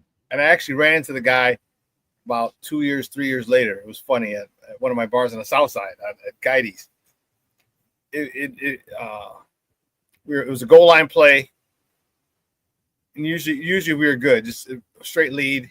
We had a good fullback, we had a good offensive line. And I was getting the ball, and the D tackle threw my offensive lineman. He took a jab step out, kind of Reggie White clubbed him. All right. And I didn't see him because initially he went out. So I'm like, I got a nice clear path we were like on the 5-yard line inside the 5. This dude was about maybe 5'10", 5'11", maybe 300 pounds. You know the big trunk legs you talk about that we want Braxton Jones to have? Yeah. Yeah. He had that. He had a big ass. He exploded. No, did he? Man, he came and he ear-holed me. Boom. My head was ringing. Dude, I got up. I walked into their huddle. I walked into the end zone where they were huddling. And then I realized, like, oh, shit, it's all the other team's colors. And I just kind of stood up a little, turned around, and walked back. And I was like, run something else. Give me a second. You don't remember nobody saying, man, get your ass out of here. Yeah. I was like, give me a second, man. I'm like, I can't carry the ball this play. So, yeah, I hear that. One of the other things we talked about was this formation right here. We talked about the condensed bunch. So if you look at this, and no man just put names up there. I mean, it could be Romadunze in there instead of Komet, okay, or Komet could be where Loveland's at. All right, Burden could be switched. He just put names up there. But this formation is a really, really, really nice one. I like it. I like it a lot because there's so many different things you can do. All right, if you look at Loveland's on the line. In this case, Burden and Komet are behind them in the backfield. One of the things you can do is you can put that safety who's up by the 20, you put him in conflict big time. All right, you could have Loveland run at the safety. kind of with an inside stem. By inside stem, I mean go at his inside shoulder. Now, Burden can trail him. Burden can trail him and also take it inside and actually get inside of Burden. I mean, of Loveland. So now it looks like Loveland's going up the seam and Burden's going up the middle between the hash marks. And then Burden runs that corner route looking like he's going inside the hash. That's going to, as they split, that safety is stuck. And then if you look, there's a DB number 28, is it? He's right around the 10-yard line. Yeah. What you do with him is you occupy him with Komet. Komet comes out, runs a 10-yard out or a speed out. Okay, you run right at that guy, so he's occupied. And now you put the safety who's up by the 20 or the 21, 22-yard line. You put him in conflict because now you have Loveland who's going straight, who ends up going inside, and you have Burden who trails him, who's going outside toward the corner. That's one way. You got DJ Moore at the bottom of the screen. Okay. You can have DJ Moore. You got a quick slant right there. The linebacker is over the center, so he's not over the guard, so that he won't be in the passing lane. You got to make a tackle because then he's got hit. DJ Moore's only got the safety to beat after that. And then you mentioned DeAndre Swift. Look at him in the backfield. Okay, look at him in the backfield. You swing him. If they're in man coverage, who has him? Exactly. Who has him? Is it the linebacker over the center? Okay, well, good luck. And if he gets caught up and he can't get there, he gets by that linebacker, the next person, because what's going to happen is if he swings, DJ Moore is going to take an outside release. Take an outside release, turn the cornerback's shoulders to the play. So now you got DeAndre Swift out to the left flat with nobody there and a DB not even seeing him. So the only guy who's really got a chance at him is that safety at the top who's on the hash mark. Shawn, one thing I forgot to illustrate is that like the route tree is so important. A coach that really knows how to apply a route tree in a situation like this, coming out of a bunch formation, knowing who he needs to occupy, like you said, when and where. This formation, I'm definitely coaching my running back up and the quarterback to know that this is a choice route for him. I should have did an illustration for what a choice route looks like for a running back. Like for me, I'm going to try to see if I can isolate him get him out to the wide right somewhere, maybe the wide left, I don't know. And if that linebacker, like you said, gets caught up in the trash and he sees the coverage, he should automatically know to take this one on the wheel route all the way up the field and see if he can play catch and get to you. Quarterback's going to know that. To me, in a play like this is probably, option B or C, but this is probably the best person to take the ball to, give the ball to in this formation.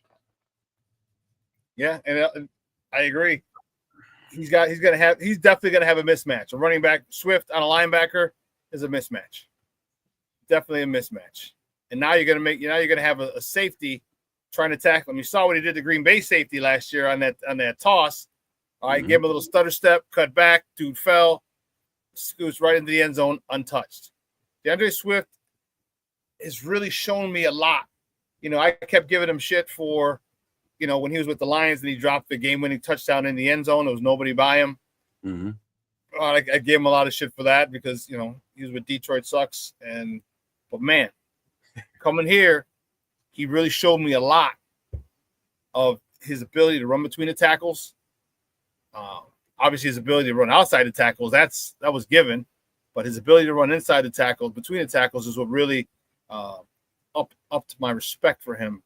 And I think that's a great thing that this guy, and as I said yesterday, Kyle Monangai is going to be underappreciated until the pads come on. Underappreciated. You can't really do shit. I mean, running back, you can't show how good you are. You can't break tackles if you're not tackling. You ain't got no pads on. Yeah, it's true. One thing I would tell people this, everybody is so looking forward to Caleb throwing this ball all over the yard. And, it's probably going to be games where he's going to need to, be quite honest with you, just because of who they're playing and how they decide they want to play us. You might have to have those games like that, but for the majority of it, man, it's going to be a whole lot of catching and running. And with these weapons that you have on the outside and formations like this, where you can really, really occupy guys and put guys in conflict, I think DeAndre Swift is going to have one hell of a year if they use him the right way.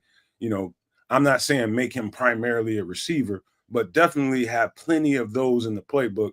Just catch and run, have guys block it up. I think he's going to have a bomb year, man. I'm telling you right now. It's a lot of people on the fringes. I ain't going to say on the fringes, but a lot of Bears fans that just look at the game on the surface and on its face, and they just like, oh, DeAndre Swift sucks.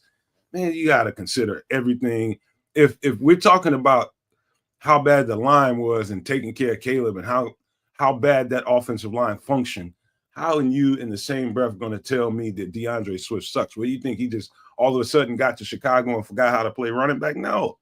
It just was a low-functioning offensive line last year. That's all it was. They just did not. Still had 900 yards. Yeah. They just did not function at a high level. That's all it was. So DeAndre Swift had last year he had 959 yards. Okay. And I get it. 1,000 yards isn't what it used to be because now you're playing an extra game, but it's still the standard by which we measure running backs. You want to get 1,000. 959 yards. Let's not forget he missed a couple games. He was hurt. And you're dealing with a patchwork offensive line that sucked. Mm-hmm. So 1,000 yards there, he was literally 41 yards away from 1,000 after missing a couple games and playing behind that crappy offensive line.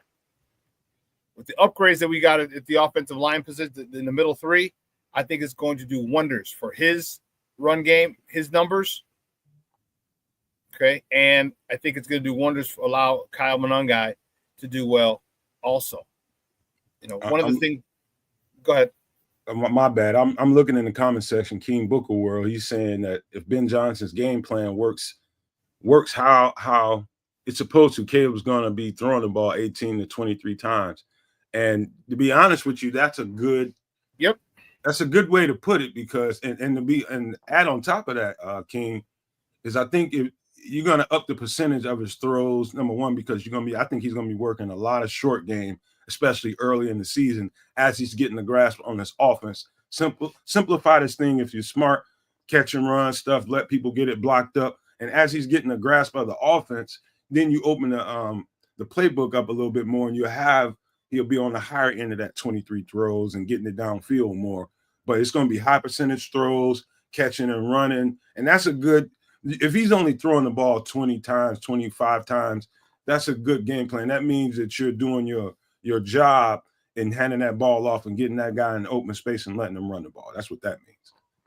That's exactly. And this is where we educate you, because if you look at – I'm looking at this right now.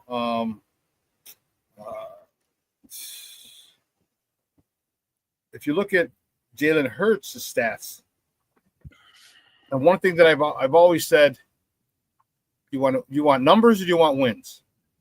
Yep. All right. Do you want numbers or do you want titles? Okay. So Jalen, everyone talks about Caleb at 30. Actually, I should still have it here. Did I delete it? Hold on. Yeah, I think I deleted it. Shush. So he had 3,000. He had over 3,000 yards, 3,500 yards last year, 20 touchdowns. Okay. Two picks. Obviously, everybody's going to remember the 2 picks. All right. And they're talking about this. Jalen Hurts had 2,900 yards, 2,900 yards passing, 18 touchdowns, and 5 picks. Here's what I asked fans, and I've asked my people here. Would you want a career like this for Caleb? And the Bears continue to get deep. NFC title game is our basement, is our floor. I would say hell yeah. If we're in an NFC championship game on a consistent basis and Caleb gets 3,000 yards, 3,200 yards, 3,400 yards every year, I'll take that. I will, because the bottom line is Super Bowls, isn't it? It's not about 4,000-yard passers. It's not about 30 passing touchdowns. It's about Super Bowls. And if you have a balanced offense and you have an offensive line, which we've upgraded, and you got running backs who can dominate and control the game, Caleb's not going to have to. There'll be points when he's going to need to, but the whole thing is not going to be revolved. Everybody thinks because we got Caleb, the number one offense, and he's an extremely talented young man, that you want to air the ball. You want the air raid offense back from college. No. Have him available to do that, but you build other people around him, because there's going to be times where he's going to make some amazing throws, and it's all going to be set up off of that run game with this year with Kyle Monungai, with DeAndre Swift and Kyle Monungai and little Roshan Johnson. I'll take anywhere 3,000 something yards, 3,500 yards, 3,600 yards every year if we get to if NFC title game is pretty much guaranteed at the end of our season. You know what, Shawn? Game plan and schematics are so nuanced. And I mean, you're talking about, if you want to put it in a very frank way of saying, every single football game, I'm talking about game 1 to game 17, they're like mini Super Bowls that you have to plan for. You got a different game plan for every last one of them. So say we're playing Minnesota in that first game, and we know this dude's going to be blitz crazy on us. How do you design this thing to, for the people that want to see Caleb throw for those 400, 450-yard games?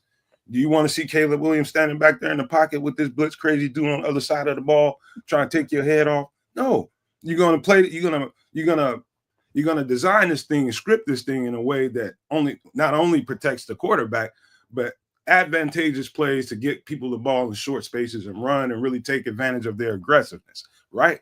And so you, from week to week, you might have a defense that calls it like that, to a guy, a little bit more conservative. You might play Flus the next week and, put him in shotgun and let him go to work. It doesn't matter how you get it. Just get it. You know what I mean? I'm not concerned about stats. I don't worry about them. I don't worry about them during the game, nor do I worry about it after the game. It's a nice, thing to know if Caleb threw for 400 yards in that game, but I'm not concerned. I'm just looking at the W or the L column. That's it. Let's see. So DC's like, look at Jared Goff's passing stats for the 21 and 22 season. 22 season is the first season Ben Johnson was the offensive coordinator. Look at the jump. I hear you, but if you look at but he led the most powerful, potent offense in the NFL. But what were they? They weren't we didn't think of them as passing. It was a run game it was David Montgomery and Jahmyr Gibbs that really helped him. Now, Saquon Barkley had 2,000 yards last year. I get it. Okay? If we can get 1,800 yards between our two running backs, DeAndre Swift, you get 1,000. You get 1,000 this year. Okay? 1,100, whatever.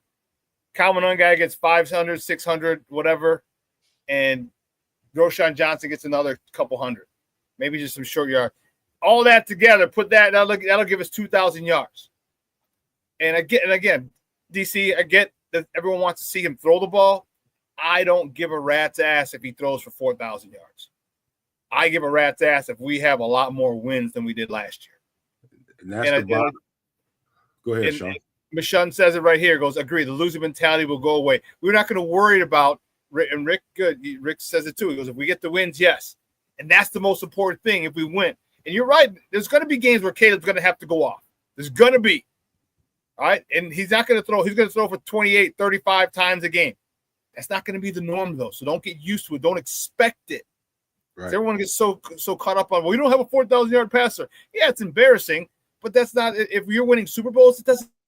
If NFC title game is our floor, we're a consistent participant in the NFC title game. Guess what? That is the gateway to the Super Bowl. That means we are there and we are in a good spot. Win or lose, we're in a good spot that we're up in the upper echelon of teams to get to the Super Bowl. And at that point, I don't care what the stats are. I will say this to every sports owner listening to the show, that this is the key. And this is simple. And it's been said many, many times, but I'm going to put some icing on this. Without a healthy, very healthy run game, Jared Goff would be pedestrian as a quarterback, trying to pick apart a defense and throwing the ball all over the yard. Those plays, those advantageous plays that they got downfield, whatever he was throwing was predicated off of a healthy run game. That's what we have to establish right away. We got to have a very healthy run game, and Caleb's got to master that play fake and take advantage of these. That whole thing about his changing the footwork, that's concerning because people think that's just not an issue. That's an issue. You got to get used to that muscle memory changing. You've been with your right foot forward for the last 15 years. It ain't just gonna click and happen overnight. No, you got to put the reps in and rep that out of your muscle memory. But in order for us to do any of the stuff that the fans want us to do and have Caleb be the quarterback that he wants to be, they have to establish a healthy run game for any of this to work at all. I'm trying to see because my guy DC says from the 22 to 24 season, Jared Goff's passing stats increased. Ben Johnson effect. I hear you. However, what I want to see is what about the run game? That's the issue. Mm-hmm. All right. If your run game increases, those stats, and mind you, they had the most potent offense, so they're out. You know what I'm saying? They're out there. They're putting up more yards than anybody, and most of it is predicated on the run. It's what, for all intents, it's all predicated on the run because you have to probably got to bring an extra guy in the box, and fine. I mean, if Caleb hits 3,000 or 4,000, cool. I'm happy. Are we winning? Mm-hmm. Are we exploiting teams? The one thing, and that's why I'm excited about this. I forgot who I had on, and I don't know if it was Ken Davis. But we were talking about the relationship. Like, I want to see like the Andy Reid, Patrick Mahomes. I want to see the Joe Montana, Bill Walsh. I want to see the Aaron Rodgers, Mike McCarthy, the Brett Favre, who was it? Holmgren. Yeah, Holmgren. I want to see that the Drew Brees and the Sean Payton. I want to see that type of relationship. All right, because that's going to let you know that, man, the quarterback and the play caller are in sync. And once they get to be in sync with the talent that Caleb has, and he sees the game the same way that Ben Johnson sees the field, it's a wrap. You know what? Oliver Carter, shout out to Oliver Carter in the chat, man. He was with us last night on the show. That jump in numbers that you're talking about, I'd be interested to know. And I might be able to go to 22, might be able to get some 2022, all 22. And find out, I bet you I'd be willing to bet any amount of money. A large chunk of that jump that he made, those numbers probably came from quick area, short area throws, catch and running.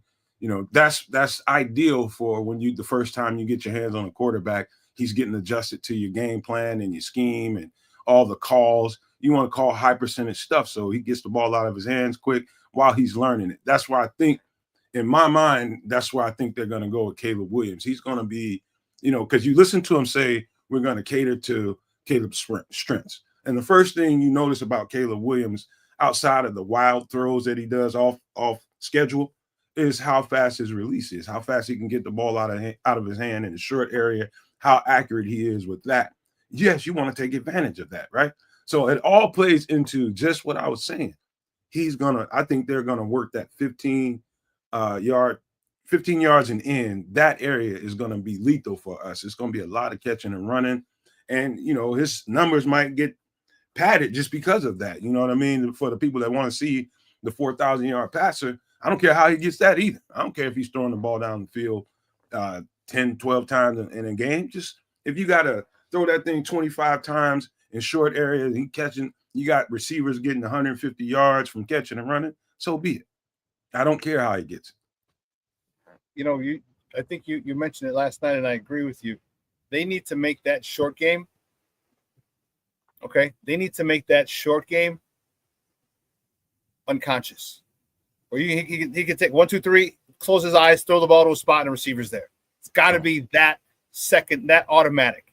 Mm-hmm. You remember Jim Durham? Hey, Michael Jordan stuck on automatic. All right, he'd get to a spot, pull up, shoot it. You talked about muscle memory. They need to get that short game down to the point where it is literally, all right, we need a first down, we're going slant. All right. And I throw the spot. You're at the spot. You run through the ball, catch it, first down, move the chains. All right. I might need a curl. All right. I got all these things, quick outs. I'm running a quick out. The short game. If you get that down, that is the foundation of your pass game. Excuse me. You get that down because now you're gonna get people who cheat. And no man will tell you as a DB, when you keep getting beat off of slants, you keep getting beat off of hitches, you keep getting beat off of curls, you keep getting beat off of quick outs, 5 and outs. DBs are going to start to cheat, and now you hit them with the double move, and that's where you give. And now you're stuck because then when you in a defense, when you don't do your job, you expose the entire defense because now there's a big void. And now does someone else cover for you and their spot is compromised, or they just leave your spot compromised? Most of the time, they're going to try and cover for you, which leaves their spot compromised, which leads to big plays. So I think that, you get the short game down to a T. And the one thing that I hope Ben Johnson does, everyone talked last year about, we threw the whole playbook of Caleb and, we gave him a lot, and don't give him a lot. Yeah. You get the fundamentals down. This is our base. And we can run shit off the base, but this is our base. Our base run play is going to be this. Our base pass play is going to be this. These couple, and you get those down. Then you add every week. You're going to add shit. You're going to add a new package. You're going to add no diddy. You're going to add a new set of plays. You're going to add every week. You just keep adding, but you get that fundamentals down. And I think that's one of the big things.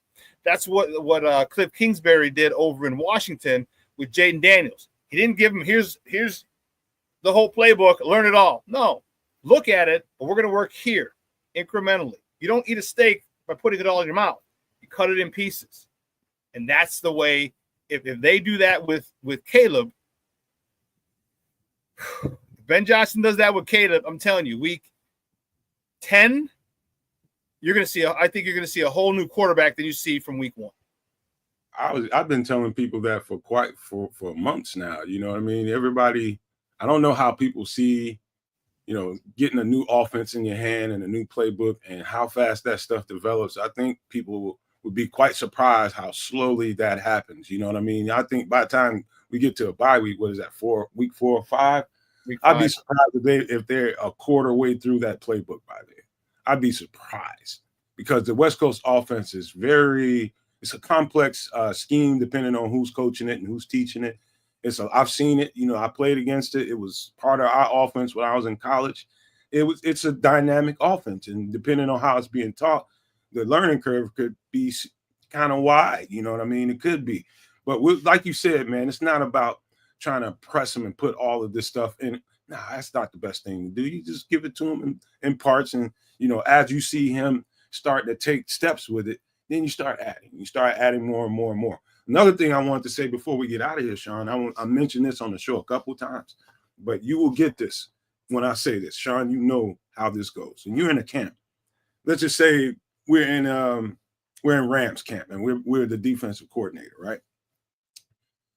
That defense is going to get some really, really, really good looks from that offense, and they're going to be ready come week 1. You know why? Because they're playing against Matthew Stafford in camp, and Matthew Stafford knows that offense blind. You know what I mean? They're going to get some great looks in this camp versus what we're going to have to deal with in the Bears camp with Caleb Williams only being in the second year, another new offense. It's going to be a lot of herky-jerky, a lot of hiccups, a lot of stopping. Get back on the line of scrimmage, this play is over. They're not going to be getting the best looks that they can be in camp. So I expect the defense, it's going to take a game or two for them to really shake the cobwebs off, and they're going to play legit offenses that's been doing that for a while. Totally different here in this camp. There's going to be a lot of start. They're going to get bored at times when Ben Johnson's going to be blowing that whistle so much. Get back on the line, get back in the huddle. Let's do this again. So they're not going to be getting the best looks in this camp. I'm just being honest with you. Yeah, that makes sense. And like I said yesterday, and I've told my people, I can't wait till the beginning of the 26th season. No more Caleb learning a new offense. No more Rome, DJ, Cole, Colston learning a new offense.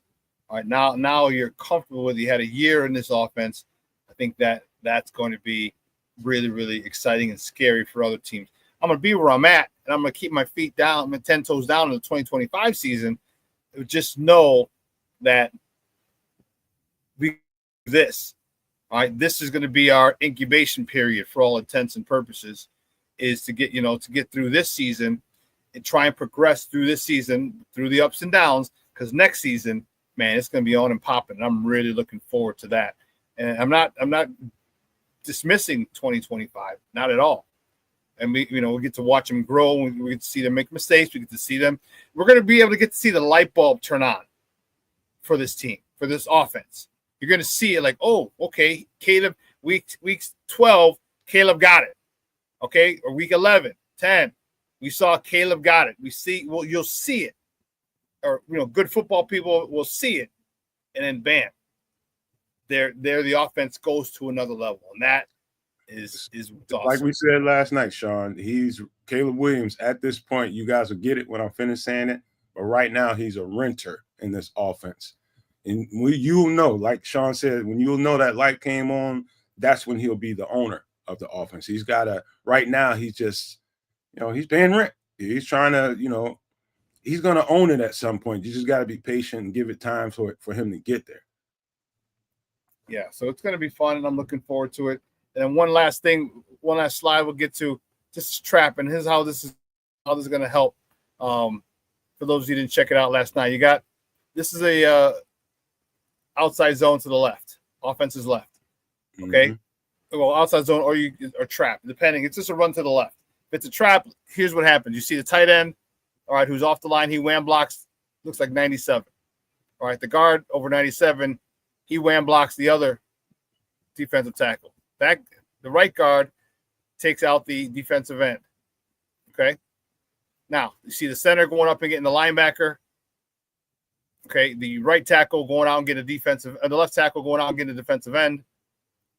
This could be a cutback. There's two things it could be. It could be a cutback, or if they hit it perfectly, it could be just a straight tunnel, and he can stay front side. And that's the great part about it, is that there's two ways to go. The running back's got to read it.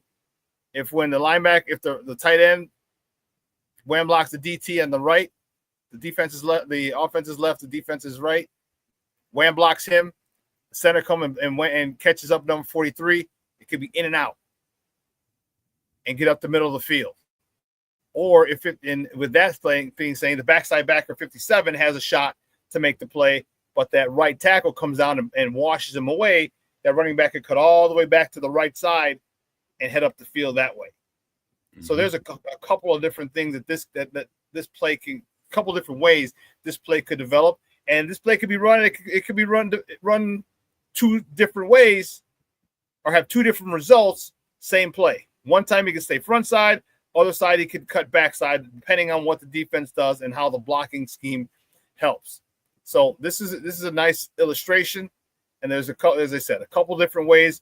DeAndre Swift is going to have to do a great job of understanding on that particular play to push the hole, to press the hole and stay front side, or to cut back if guys are getting washed down in front of them and get and proceed up the field, either right up the hash or even cross back to the hash. So this is a good play, and we're going to see. I think we're going to see a lot of this with DeAndre Swift and Kyle Monunga. I'm telling you, I'm a really big fan of his. So, let me give a special shout out to, I see in the chat, Rick Gonzalez went to the channel and subscribed. Thank you, and we appreciate you very much, man. We will not let you down. Trust me, man. You like football and football conversations. We go crazy with it. And we have a lot of fun too, man. It's a very entertaining place when you just want to kick back, talk football, and then have some laughs too. We have a ball on the channel, man. You will not be let down, sir. Thank you so much. Speaking of that, though, and I said this last night, Shawn, people think Ben Johnson, they think run game. First thing comes to their mind is he's a wide zone play caller. You think about that, and that's what you expect all the time. But what you see on tape in detail and vivid detail is how he mixes up the wide zone concepts, the stretch plays, and all that with what you just illustrated on the screen, the power game, how he mixes up both of those.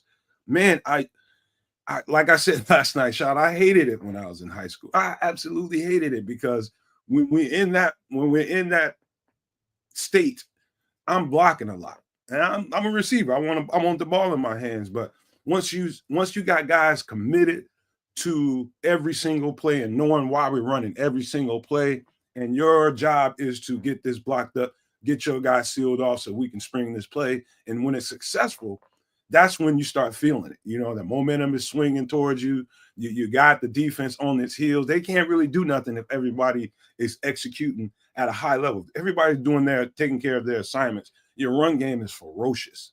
And you keep just doing that to a team, you will demoralize them out of that power format you just put on the screen. I've seen it, experienced it, and it's deadly when it's done right. Yep.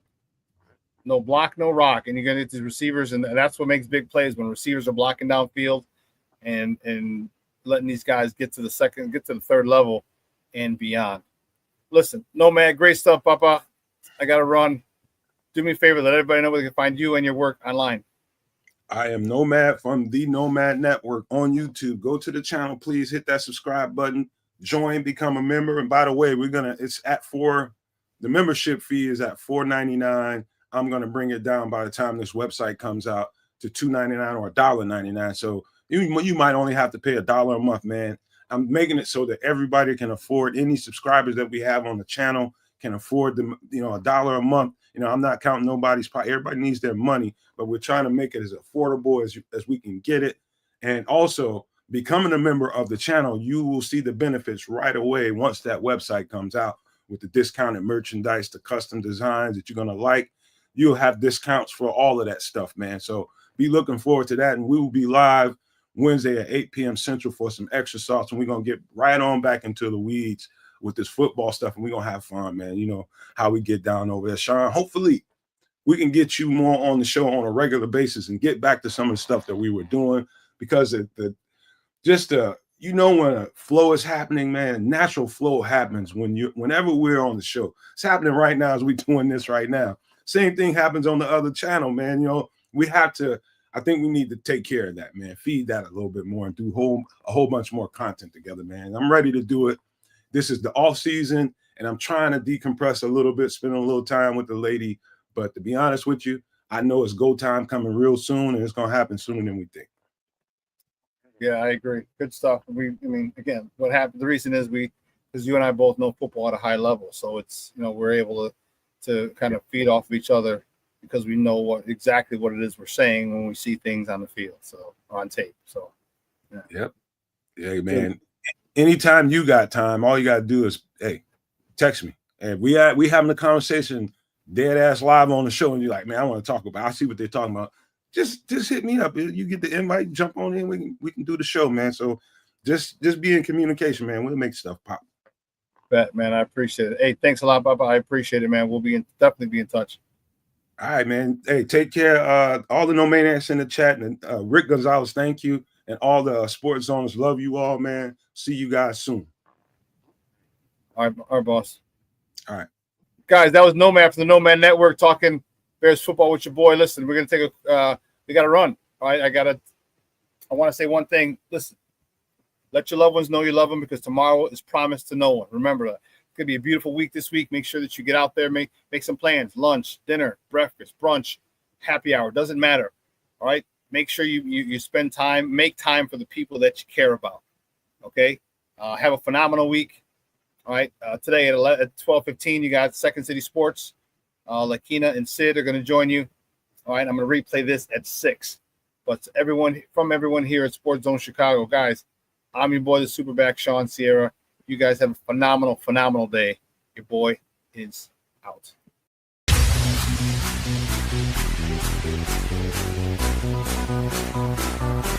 Come on, lace the bass.